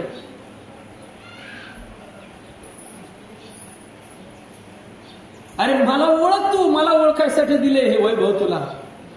मला ओळख आणि तू माझाच आहेस. माझा मला प्राप्त, मजची माझी असता. काय? जेने मी दुरावे पंडू सुता पुण्य आयशे म्हणता जीवन तुटे. काय तुमच्याच पोराने म्हटलं कोण कुठला बाप म्हणे ओळखत तुला? काय तुझा माझा संबंध? काय वाटेल? काय वाटेल बाबा? पोराने म्हणलं आपल्या तू माझा बाप नाही, तुझा काय संबंध, मी तुला ओळखत नाही, असं जर म्हटलं तर काय वाटेल? आणि देव आता ती खंत व्यक्त करतो. माझेची मी नव्हती, माझेची मज न ओळखली, हा ममता भ्रांती विषयांग झाली, मूर्ख कुठले, माझेच आहेत पण मला येईना, ममई वंश जीवलोक, माझेच आहेत पण माझ्याकडे येईना आणि मला ओळखेना. आणि म्हणून बुद्धी दिली, हा जन्म दिला, कळण्याची सामुग्री दिली. कळणं आमच्या ठिकाणी आहे, कळणं इतर ठिकाणी नाही. किती म्हशी इथं बांधून आणल्यानंतर चांगल्या पासाची ती ओवी कळेल, किती बैल आणल्यानंतर कळेल, किती पाऱ्याने कळल्यानंतर काय. दोन्हीशी संबंध आहे त्यांचा, दोन्हीवर सगळा संसार चालतो त्यांचा. बस दोन्ही एवढाच आहे, शब्द नाही, अर्थ नाही, काय नाही. ध्वनीतून शब्दाची निर्मिती आहे, बरोबर आहे, पण त्यांचं ध्वनीवरच चालतं. ते तेवढं फक्त ध्वनीकडे काय अंदाज घेतं एवढा आहे. बस खायला आणले, आपल्याला टाकलं, खाल्लं, सरकलं काम. पण आम्हाला कळणं दिले, आम्हाला बुद्धी दिले, की भगवंताला ओळखण्यासाठी, मला ओळखण्यासाठी, मी कोण आहे, भगवंत कोण आहे, भगवंताचा आणि माझा काय संबंध आहे याचा फैसला करण्यासाठी बुद्धी दिली आम्हाला, वैभव दिले आम्हाला. वैभवानं समृद्धी आहे आमच्याकडे. कसली समृद्धी आहे? बुद्धीची समृद्धी आहे, कळण्याची समृद्धी आहे, जाणण्याची समृद्धी आहे, पाहण्याची समृद्धी आहे. हे कळायला पाहिजे आपल्याला. हे आता परत आहे का? मागवता नाही मनुष्य देहा, हा प्रे तुकोबऱ्या सांगत. अरे नाही तरी काय बरे नव्हे वरची, तुका म्हणे काही खरं नाही पुढे गेल्यानंतर. इथेच सावध होत. साधू संत हातापाया पडून सांगतायत आम्हाला. काय सांगतात? अरे बाप्पानो हरीचे चिंतन लागून या पाया. काय काय आता काय त्यांचे काय कोण लागतोय आम्ही, काय करावं? साधू संतांचा कळवळ. चांगला विचार करा, विचार करून विवेकावर या. हा आता सांगा, ऐकण्यासाठी काय दिलंय? कान दिलाय. हा ऐकलेलं कळण्यासाठी काय दिलंय? ऐकणे आमच्याकडे आहे. हा आणि ती कुठे वापरली? संसारात. आणि ती वापरून संसार नीट झालाय का? बरं, कोणाचा नीट झालाय? आपला एक नाही झाला. कोणाचा नीट झालाय? देवाचा.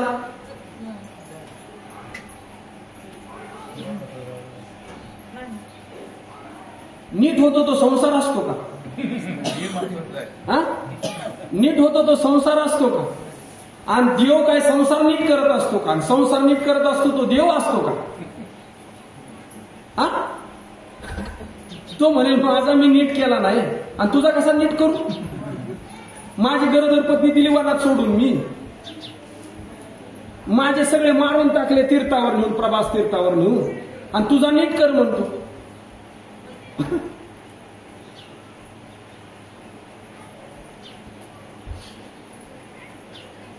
देऊळ कुणी बांधले? हे नाही बरं का, सगळी देऊळ कुणी बांधले? माणसाने. वा, मूर्ती कुणी घडवली? माणसाने. प्रतिष्ठापना कुणी केली? वर्गणी कुणी काढली? त्याला कपडे ते कुणी घेतले? आपण म्हणू ना, आपणच घेतले. त्याला नैवेद्य कोण दाखवतोय? तो आपल्यावर आहे का आपण त्याच्यावर आहे? त्याच्यासमोर आमचं तेवढं नीट कर. तो म्हणतो अरे पागल, माझं नाही नीट, तुझं काय नीट करून घे. नीट न नीट होणं. मी तुम्हाला केळीचं पान देतो, आहे काही केळ लावले ते भाऊ, ते बरं काढले असं समजा, ताई थोडं फाटलंय ते मला शिवून देता का? त्या सुईवर केळीचं पान का? अरे त्याचं शिवणं म्हणजेच फाटणं आहे. आता काय सांगू तुम्हाला, शिवणं आहे पण शिवलं की फाटतं. जे शिवेल ते फाटत नाही. केळीचं पान फाटलं ते म्हटलं आता शिवून द्या. आणि तुम्ही हुशार बुद्धीचा आहे दिलेला, लगेच सुईद्वारा घेतली काय शिवायला. अरे पागल, शिवायला सांगितलं फाडून दिलं का? आणि शिवणच फाट नाही ते. संसाराचं नीट करणंच काय आहे? फाटणं. आता काय? आणि ते नीट करण्यामध्ये बहुमोल मिळालेलं आयुष्य आम्ही खर्ची घालायला. बुद्धी कशासाठी वापरली? संसारासाठी. आणि बुद्धी वापरून नीट होत नाही असं लक्षात आलंय. आता कुठे वापरावी बुद्धी? इथून पुढे. एवढं जरी कळालं तरी खूप झालं. इथून पुढे संसाराच्या नावे हा पाडायचं नाही, मोडायचं नाही. काय गंधर्व दुर्ग काही पाडावे, शशविषण काही मोडावे, खपुष्प काही तोडावे, होवावे मग. अरे होवावे मग तोडावे ना आकाशाचं फुल. शशाला शिंग असतील तर मोडावे ना, आणि ढग आलेले पाडावे. ते असतील तर ना थोड्या वेळामध्ये तिसरंच जाते. गंधर्व दुर्ग काय पाडावे, तैसा हा संसार रुकच नाही साचो कारण. काय उन्मळून धरायला काय होईल, काय होईल ते, काय पाडायचं त्याच्यातून, काय ठेवायचं. काय बाळा बागुल देश दौडावा लागेल. बागुल माहित आहे की नाही, बागुल माहित आहे तुम्हाला, तर माहित आहे 100%. बाळाला बागुल दाखवलेलं आहे. बागुल होता म्हणून बाळाला दाखवला की त्याला भीती द्यायची म्हणून दाखवलं. बरं आता ते मोठं झालं, लग्नाला जायला तुम्हाला उठवायला लागलं, आता काय करावं. ते मोठं झालं चांगलं 15-16 वर्षाचं, म्हणजे लग्न लागलं जा की म्हणे, आता का लहान आहे का, म्हणे बागुल आहे ना तिथे. मग आई काय करते, बागुल आहे का, उद्या बागुल मारून टाकतो. आणि आई सांगते आता मी तू इथं बस, मी बाहेर जाऊन बागुल मारून टाकते. बागुल मारला. काय केलं आईनं, अगोदर बागुल दाखवलं तेव्हा होता का, आणि मारला तो कोण मारला, मारायचं नाटक केलं, दाखवायचं बी नाटक केलं. याची समजूत काढली फक्त. असा नसलेला कदा कल्पांतीही घडेना, कधीच नाही, न घडणारी गोष्ट आहे. पण काय करावं, बुद्धी तशी नव्हे, आमची बुद्धी तशी होईल. म्हणून अधिकची जी बुद्धी भगवंताने आम्हाला दिलेली आहे, कळण्याची, जाणण्याची, पाहण्याची, जाणून त्याचा विवेक करण्याची, त्याचा वापर भगवंताच्या प्राप्तीसाठी. भगवंत प्राप्त हा म्हणावा लागतोय, प्राप्त वस्तू आहे. नसलेली वस्तू प्राप्तीचा व्यवहार होता, असलेल्या वस्तूचा प्राप्तीचा कसा, असलेली वस्तू आहे पण अगोदर नसल्याचा भाव तयार झाला म्हणून प्राप्तीचं, प्राप्त हा शब्द वापरावा लागतो. प्राप्ताची प्राप्ती, प्राप्त असलेल्या वस्तूची प्राप्ती, मध्ये नसल्याचा भाव तयार झाला म्हणून सापडल्याची. हो, वस्तू हरवली आणि म्हणून सापडल्याचा भाव तयार झाला. वस्तू हरवते का आपण हरवतो. घरात समजा तुमच्याकडून काहीतरी हरवलं, स्वयंपाकाची वस्तू, वस्तू हरवली का तुम्ही हरवता. आणि आरोप कोणावर आहे. समजा आता काय तुमचं ते काम करायचं, चष्मा म्हणून आपण चष्मा हरवला, माझ्याकडून हरवला इथे, असा खाली ठेवला आणि मी शोधायला लागलो. आता ठेवला तर चष्मा जिथे आहे तिथेच आहे, तो हरवलाय का मी हरवलोय, मी हरवलोय. आणि आरोप कोणावर केला, आणि सापडला मला. आता काय व्यवहार झाला, जी वस्तू हरवत नाही, जी वस्तू कुठे जात येत नाही, तिच्यावर आरोप झालाय हरवल्याचा, तिच्यावर आरोप झालाय नसल्याचा. आणि साधू संतांच्या कृपेने तो सापडल्याचा भाव तयार झालाय. आता आम्हाला ज्ञान झालं, आता आम्हाला स्वस्वरूपाचं ज्ञान झालं, असा व्यवहार होतो. असो, बुद्धीचा विषय झाला. कळण्यासाठी काय लागते, बुद्धी. हा, कळण्यासाठी कान, कळण्यासाठी बुद्धी. माझं गोंधळ, ऐकण्यासाठी कान, कळण्यासाठी बुद्धी, हा, आणि कळालेलं पटण्यासाठी. आताच विषय झाला होता हा, पुण्य. बरोबर दादा, बरोबर एकदम, पुण्य. वा. आणि पटलेलं अंगीकारण्यासाठी. हे झालं नव्हतं पण सांगितलं तर अजून बरं होईल. जायचं आपल्याला तर पार एंडच गाठायचं. काय चांगलं 65 आहे, अशीपर्यंत पोचली पाहिजे आपली.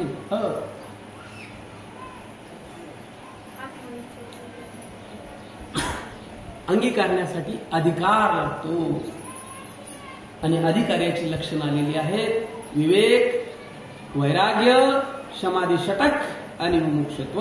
समाधी षटकामध्ये शम आहे, दम आहे, श्रद्धा आहे, उपरती आहे, समाधान आहे आणि तितिक्षा आहे. बरोबर बरोबर, समाधी षटक. बरोबर, हे अधिकाऱ्याचा हा अधिकार आहे. हा अधिकार तुम्हाला प्राप्त करायचा, साधनेने होतो तो, काही चिंता करायची गरज. तुमच्याकडे आहेच तो, त्याला अजून चांगल्या पद्धतीने शुद्ध करून. वैराग्य आहे, वैराग्य केव्हा येतो, कुठून आणायचंय का वैराग्य? पाव किलो, अर्धा किलो दुकान मिळतं, कसं तयार होईल वैराग्य? एखादी घाण वस्तू दिली तुमच्या हातामध्ये आणि तुम्हाला ती घाण आहे अशी कळाली, वैराग्य आणावं लागेल का प्राप्त होईल? का? वस्तू दिली आणि पॅकिंग होतं तोपर्यंत चांगली वाटली, पॅकिंग काढली, भयंकर दुर्गंधीयुक्त घाण वस्तू हातात. आता काय करा, आता काय करेल? वैराग्य. आणि वैराग्य तयार झाल्याबरोबर ती वस्तू काय होईल? त्यागली जाईल, सहजच त्याचा त्याग होईल. तैसे संसारा या समजता जाणे जे अनित्यता, वैराग्य दवडिता पाठी लागे. वरती दृष्टांत दिला, विषव रांधले रस सोयी जेवणारे, ते तो जेवणारा अशी ठाऊ होय, ते तो ताटाची सांडली जाईल. अहो तुम्ही जेवायला बसला, भूक लागले कडाडून तुम्हाला, आणि चांगलं जेवण ताईने आमच्या वाढलंय समोर, खायची पण इच्छा आहे, भूक आहे, आणि कुणीतरी कानात येऊन सांगितलं भाऊ जेवू नका, विष टाकलंय ताईने. मग आता जेवण होईल का? जेवल का? का बरं जेवणार नाही? काय कळालं? बस वस्तूचं मिथ्यात्व लक्षात आल्याबरोबर ती वस्तू सहजच त्यागली जाते, सहजच वैराग्य आहे आमच्यामध्ये. फक्त मिथ्यात्व लक्षात येणं गरजेचं, खोटेपणा लक्षात येणं गरजेचं. तुम्हाला एखाद्याने 2000च्या 1 करोड नोटा दिल्या, आता 2000च्या त्या लाल नोटा होत्या त्या दिल्या, हा घ्याल का आता? काय एवढं काय पागल आहे का? रद्दी देतो का काय? मला पैशाच्या नावाखाली रद्दी देतो का? मी काय पागल आहे का काय? नाही, मला वाटलं तू पागल आहे म्हणून देत होतो. खोटेपणा कळाल्याबरोबर वस्तूला हात लावत नाही आपण, वैराग्य तयार होतं. मिथ्यत्व लक्षात आल्याबरोबर वैराग्य सहज तयार होतं. मग संसारातलं मिथ्यत्व लक्षात आल्याबरोबर, देहाचं मिथ्यत्व लक्षात आल्याबरोबर, हो नात्यागोत्याचं मिथ्यत्व लक्षात आल्याबरोबर वैराग्य तयार होईल की नाही? मग नाती गोती, देह, हे जग, हे माझं तुझं, हे मिथ्या आहे का सत्य आहे? मग मिथ्या कळून मी पुन्हा सत्याच्या भूमिकेत येतो, ह्याला काय म्हणावं? हे कळालं नाही का मिथ्या आहे? देह नाशवंत आहे, कळालं नाही का? कळालंय, काय करावं? जाईल ना, संस्कार तयार होईल ना आमचा. कळायचं का मी देव आहे हे कोणाला कळालं नाही? बाबा जे परमार्थात नाही त्यांना सुद्धा कळालेली गोष्ट आहे. देह नाशिवंत आहे, देह जाणार आहे, हे सगळ्यांना माहिती आहे, पण समजून घे ना कोण? निश्चयात्मक भूमिकेत कोणी? बुद्धीचा विचार, पटलेली गोष्ट अंगीकारण्यासाठी अधिकार पाहिजे, अधिकार संपन्न. अनुग्रह होऊन सुद्धा, प्रबोध होऊन सुद्धा, श्रीगुरु भेटून सुद्धा, लग्न होऊन सुद्धा उपवर नसेल तर त्याचा विनियोग होणार नाही. व्यवहारातली माणसं होतात. लग्न झालं बाबा आणि 8 वर्ष वय, 10 वर्ष वय, उपवर तर नाही, काय करा? काय त्याचा विनियोग? काय विनियोग होणार?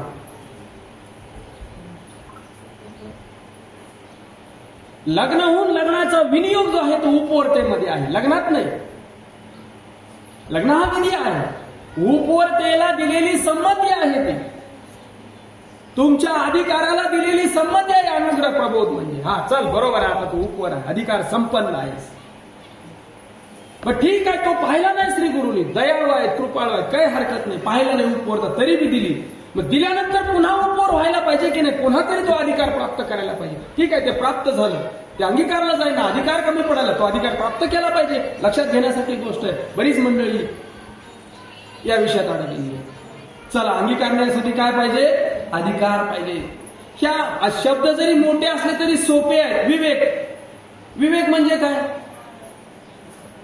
तुम्हाला आता इथे सीताफळ खायला दिलं, सीताफळ जरा कठीण आहे खायला, पण दिलं तुम्हाला. हा, कसं खाल तुम्ही? बाहेरचं खाल का, आतलं खाल का, बी काढून खाल का, कसं खाल? खाल्लं की नाही सीताफळ? होय म्हणा. हा, ठीक आहे, कसं खाल्लं? कसं खाल? आतलं खाल्लं, पण त्याच्या आतलं बी काढून टाकलं. पण ते काढून खाल्लं का आत टाकलं? आत टाकलं आणि आतल्या आत घोळून आतला माल आत घेतला आणि बाहेरचा बी काढून टाकलं. मग आता हे बुद्धीचं विवेक केला का काय केलं? आणि हे जर ते गायला खायला दिलं तर आज सगळंच विघळून घेईल ना तिला, साल काय काय काय काय. विवेक आहे की नाही आमच्याकडे? विवेक जन्मताच दिलाय की नाही भगवंतानी आम्हाला? म्हणजे वापरत नाही का? विवेक नाही आमच्याकडे. मोठे मोठे शब्द वापरले की बाबा घोटाळा होतोय. विवेक, वैराग्य. आणि विवेक आणि वैराग्य तुमच्याकडे आहे, तो वापरे ना आम्ही. शमंदम नाही का तुमच्याकडे? आहे ना, त्याची वृत्ती करे ना, त्याचा बरोबर वापर करे ना. श्रद्धा नाही का तुमच्याकडे? हा, उपरती नाही का तुमच्याकडे? आहे ना. तितिक्षा नाही का? सहन करत नाही का तुम्ही? का घरचं सगळं पटतंय का? तेव्हा लग्न करून आलेल्या त्या स्त्रीला सगळं पटतंय का? सहन करत नाही का? सासूचं, सासऱ्याचं, पतीचं सहन करत नाही का? तितिक्षा नाही का? ते आहे ते आमच्याकडे, पॉवर आहे, पण वापरे ना आम्ही. आणि समाधानी आहे. समाधान बिघडलंय, ह्या इच्छेने घोटाळा केलाय सगळा. वृत्तीने नाही घोटाळा केला, इच्छेने घोटाळा केला. वृत्ती स्थिर आहे, इच्छा आली की वृत्ती चंचल करते, इच्छा वृत्तीला चंचल करते. वृत्ती स्थिर आहे मूळची. पण तिथे इच्छा प्रकट झाली, त्याच्याबरोबर वृत्ती बी चंचल झाली, ती बी लागली करायला कुठे. हे आपल्याकडे आहे, हे आपल्याला कठीण वाटतं. कुठून वैराग्य कसं आणावं, विवेक कुठून आणावा, तितिक्षा, तुम्ही काय काय सांगताय नवीन नवीन शब्द, आणि ते आम्हाला कसं जमलं. आहेच आपल्याकडे, आपण रोज ते जगतोय. ते परमार्थात लावायला मागे ना, आम्ही इकडे आणायला मागे ना. इथे सीताफळ खाल्लं बरोबर, अवघड फळ खायचं, आणि इथे देह आणि आत्मा वेगवेगळा करायचा विवेक काबर जमेन आम्हाला. केळ खायला दिले का साल खातो का गाबा खातो, हा विवेक नाही का आमच्या बुद्धीमध्ये. जे टाकावं आहे ते टाकून देतो, स्वीकारायचं ते ग्रहण करतो. इथे आत्मस्वरूपाचं ग्रहण करायचंय, आत्मस्वरूप लक्षात घ्यायचंय, आणि देह बाद करायचंय. बाद आहे ते बाद करायचंय, नाशिवंताला नाशिवंत लक्षात घ्यायचंय, आणि शाश्वताला शाश्वत लक्षात घ्यायचंय. दोन्ही भूमिका तयार आहेत. आपण तिकडे लक्ष देणं बरोबर, सगळं मिसळून करायला लागलो. असो, अंगीकारण्यासाठी काय पाहिजे, अधिकार पाहिजे. बसा ना महात्म्यांच्या संगतीत, बसा नाही तर चला महात्मे चरणाशी बसावं. ते कधी बोलतील कधी सांगतील पत्ता नाही बरं का. ते काय सारखं प्रवचनच करतील असं काय नाही. सहज बोलणे तो उपदेश पडो निरात राहावं तिथे. जसं जसं त्यांना उमगेल, जसं जसं तुमची भूमिका पुढे तसं तसं बोलत राहतील. हे जरा असं आहे, हे जरा असं आहे. श्री गुरूंच्या सहवासात राहिल्यानंतर या भूमिका कळतात. त्यांना आपलं कळतं, आणि तुमचं जसं आहे त्यानुसार ते सांगत असतात. तुम्हाला पटेल असं, सोशेल असं सांगत असतात. म्हणून श्री गुरूंच्या सानिध्यात पाहिजे. नुसता शब्द घेऊन पळाला काय होणार नाही. सहवासात आला पाहिजे बरोबर, सांगतात ते बरोबर, वेळेनुसार सांगत राहतात बरोबर, लक्षात आणून देतात. चल बोलणं असतं प्रसंगानुरूप, लक्ष पाहिजे त्यांच्याकडे. त्यांचं लक्ष आहेच आपल्याकडे. हे आपल्याने जमायचं नाही. आपलं सामर्थ्य, चांगदेवरायांचं सामर्थ्य कमी पडलं, आता काय करावं. आणि ते मान्य, बाबा ही सर्वात मोठी गोष्ट चांगदेवरायांनी मान्य केलं, हे माझ्या पुढचं आहे, हे माझ्याकडे नाही. जरी 14 विद्या 64 कला असल्या तरी त्या सुद्धा इथे अपूर्ण आहे. पहा किती विद्या मिळवाल, किती कला मिळवाल, किती हुशार व्हाल, किती सामाजिक झाल, किती स्वर्गात जाल, किती वैकुंठात जाल, तरी बी अपूर्ण. लक्षातच घेतली पाहिजे ही गोष्ट. आधी स्वर्गातले होते, आणि 5-6 महिने जाणं येणं होतच तिकडे. त्यांच्याशी कनेक्टिव्हिटी होती तिथल्यांशी यांची, तरी बी अपूर्णता होती, तरी बी अपूर्ण होती. आणि ती अपूर्णता मान्य करणं ही सर्वात मोठी गोष्ट आहे. आम्ही सांगतो, चांगदेवराय मागे फिरले चिंतन करा, नामदेवराय मागे फिरले चिंतन करा, आणि मंडल मिश्रा मागे फिरले चिंतन करा. आणि आपलं काय आहे की 4 ओव्या पाठ असतील, 2 अभंग पाठ असतील, महाराजगिरी काय महाराजगिरी आमची कुठे पुरायची आमच्या मोक्षाच्या. आणि श्री गुरूंच्या समोर हे काय आहे, हे सगळे फलपटासारखं उडून जातं, काय तिथे राहत नाही. याचं कौतुक काय आहे. अंगीकारण्यासाठी अधिकार पाहिजे, आणि अंगीकारलेलं मुरण्यासाठी काय पाहिजे. मी सगळ्या प्रक्रिया लक्षात आणून देतो तुमच्या. अंगीकारलेलं मुरायला पाहिजे, नाही तर आजचं सत्संगापुरता उद्या बघिन तर पुन्हा टनटन गोपाळ हाय कसं आहे. मुरलं पाहिजे, पक्क झालं. मुरण्यासाठी काय पाहिजे, मुरण्यासाठी सत्संग पाहिजे, सहवास पाहिजे. आणि मुरलेलं बी स्वस्वरूपाला प्राप्त होण्यासाठी, मुरलेलं बी जाण्यासाठी शेवटची प्रक्रिया. नीट लक्ष द्या बरोबर. चांगलीच मंडळी समोर आहे, आणि असंच चिंतन यायला पाहिजे पुढे आलं नाही. मुरलेली बी गोष्ट जायला पाहिजे. ज्ञानाची बी ती वृत्ती आहे अमृतानुभव. इथं ज्ञानाचं अवतरण आहे, तिथे ते बी व्यावृत्त केलेलं आहे. वेगवेगळे ग्रंथ आहेत चिंतन. ते जे मुरलेलं आहे ते बी जाणं आहे, आणि त्याच्यासाठी श्री गुरुची कृपा पाहिजे लक्षात ठेवा. नाही तर तिथे अडकतो. शेवटची जी भूमिका आहे, मुरलेलं बाद झालं पाहिजे, मुरलेलं व्यापकत्वाला प्राप्त झालं पाहिजे. हो, त्याचा तिथला मीपणा बाजूला झाला पाहिजे. अहम ब्रह्मास्मीतला अहम बाजूला झाला पाहिजे, अयमात्मामधला अयम बाजूला झाला पाहिजे. मी ते आहे म्हणताना मी बाद झाला पाहिजे. मी बाद होणं म्हणजे वृत्ती निवृत्त होणं. वृत्ती बाधितानं वृत्ती संपला. वृत्ती राहिली तर प्रारब्धाला अनुसरून राहील, नाहीतर जाईल त्याच्याबरोबर. त्याचा काय संबंध. वृत्ती ही निवृत्त झाली, निवृत्ती केली, तिला परिपूर्ण जनन दिशेते ते दृश्य जे होते ते अदृश्य झालं, दृश्य दिसत नाही. आणि दृश्य दिसत नाही म्हणलं की दृष्टा राहिला नाही, आणि दृष्टा राहिला नाही म्हणलं की दृष्टी नाही राहिली. जे जे दृष्टी दिशे ते दृष्टीच आली आणि दृष्टीच गेली. आंधळाच होता आणि आंधळाच झाला. आधी आंधळाच होता आणि आंधळाच झाला. आधी श्री गुरु मिळायच्या आधी आंधळाच होता आणि श्री गुरु मिळून मी आंधळाच झाला.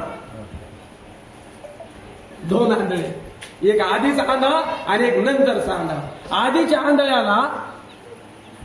आंधळ्याला जग दिसत होतं आणि नंतरच्या आंधळ्याला जग दिसेल. सहज मी आंधळा गा, तो नंतरचा आणि अगोदरचा दिसणार.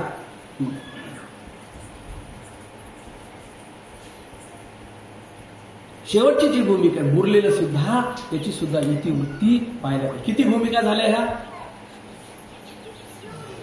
वेळ संपला आपला, ठीक आहे, हरकत नाही, उद्या इथून सुरू करा. एवढा फक्त विषय घेऊ. एवढ्या किती झाल्या भूमिका मोजा? मी काल एक सूचना दिली होती, वही पेन ठेवता आला तर प्रयत्न करा. ठीक आहे, हरकत नाही. उद्या जमलं तर, 7 दिवस जमलं तर, आणि नाही जमलं तर काय करता तुमचं काय होईल माहित नाही, पण आमची उजळणी होती. त्यामुळे तुमच्या चरणी आमचे दंडवत. काही काळजी करू नका. तुम्ही संत मायबाप, म्हणजे काही कुठला काही विक्षेप नाही, काही तुमच्याशी संवाद साधल्याने या भूमिकेचं चिंतन होतं. ही विशेष गोष्ट. असो, कळण्यासाठी काय पाहिजे लक्षात ठेवा बरं का. हा, कळण्यासाठी काय पाहिजे? ऐकण्यासाठी. हा, ऐकण्यासाठी काय पाहिजे? कान पाहिजे. आपला हाय की नाही चेक करत चला. हा, ऐकलेलं कळण्यासाठी बुद्धी पाहिजे. बोलत चला. हा, बुद्धी पाहिजे. हा, कळालेलं पटण्यासाठी पुण्य पाहिजे. हा, पटलेलं अंगीकारण्यासाठी अधिकार. हा, अंगीकारलेलं मुरण्यासाठी संत सहवास. संत सहवास, श्री गुरूंचा सहवास, सत्संग. आणि मुरलेलं व्यापकत्वाला प्राप्त होण्यासाठी श्री गुरूंची कृपा. हा, लक्षात ठेवा. अशा पद्धतीनं आपली भूमिका तयार करून चांगदेवराय ज्ञानोबरायांच्या भेटीला निघाले. चांगदेवरायांचा थोडासा प्रवास आपण घेतोय आणि त्याच्यात ह्या आपल्या भूमिका. आणि चांगदेवराय श्री गुरूंच्याकडे पोहोचताना आपलं कोरंपण आधी पाठवले, कोरेपणावर लिहून आलेलं आहे आणि लिहिलेलं कळेना. या विवंचनेमध्ये चांगदेवराय पुन्हा आपलं कोरेपण, पुन्हा आपलं अज्ञान प्रगट करून चाललेले आहे. अज्ञान प्रगट करावं का झाकावं? अज्ञान प्रगट करावं का झाकावं? कुठे की नाही प्रगट करावं? आपल्या श्री गुरूंच्या समोर. अज्ञान कुठे प्रगट करावं? अज्ञान प्रगट करावं. अज्ञान ज्ञान झाकावं नाही, अज्ञान प्रगट करावं. बरोबर की नाही? आणि आपलं कसं आहे आता? अज्ञान झाकायचं ज्ञान. बरं, जे झाकलेलं आहे ते जाईल का प्रगट केलेलं जाईल? जाईल काय? झाकलेलं तसंच राहील आणि प्रगट केलेलं ज्ञान प्रगट केलं तर, आणि अज्ञान प्रगट केलं तर. लक्षात घ्या, न कळण्याची जी भूमिका आहे ती आपली प्रगट व्हायला नाही कळत. आणि पुन्हा न कळण्याची भूमिका प्रगट करून न कळण्याच्या ठिकाणी आलो पाहिजे. माझी भाषा थोडी समजून घ्या. पुन्हा कुठे पोहोचायचंय? न कळणं कळून न कळण्यातच जायचंय. पुन्हा कळण्यात राहायचं नाही, तू मोठा घोटाळा आहे. अजून न कळण्यातच जायचं आहे. सर्व नेनेवा जाणीचे, मौनाची मिटिया वाणीचे, काही न होणे आणीचे.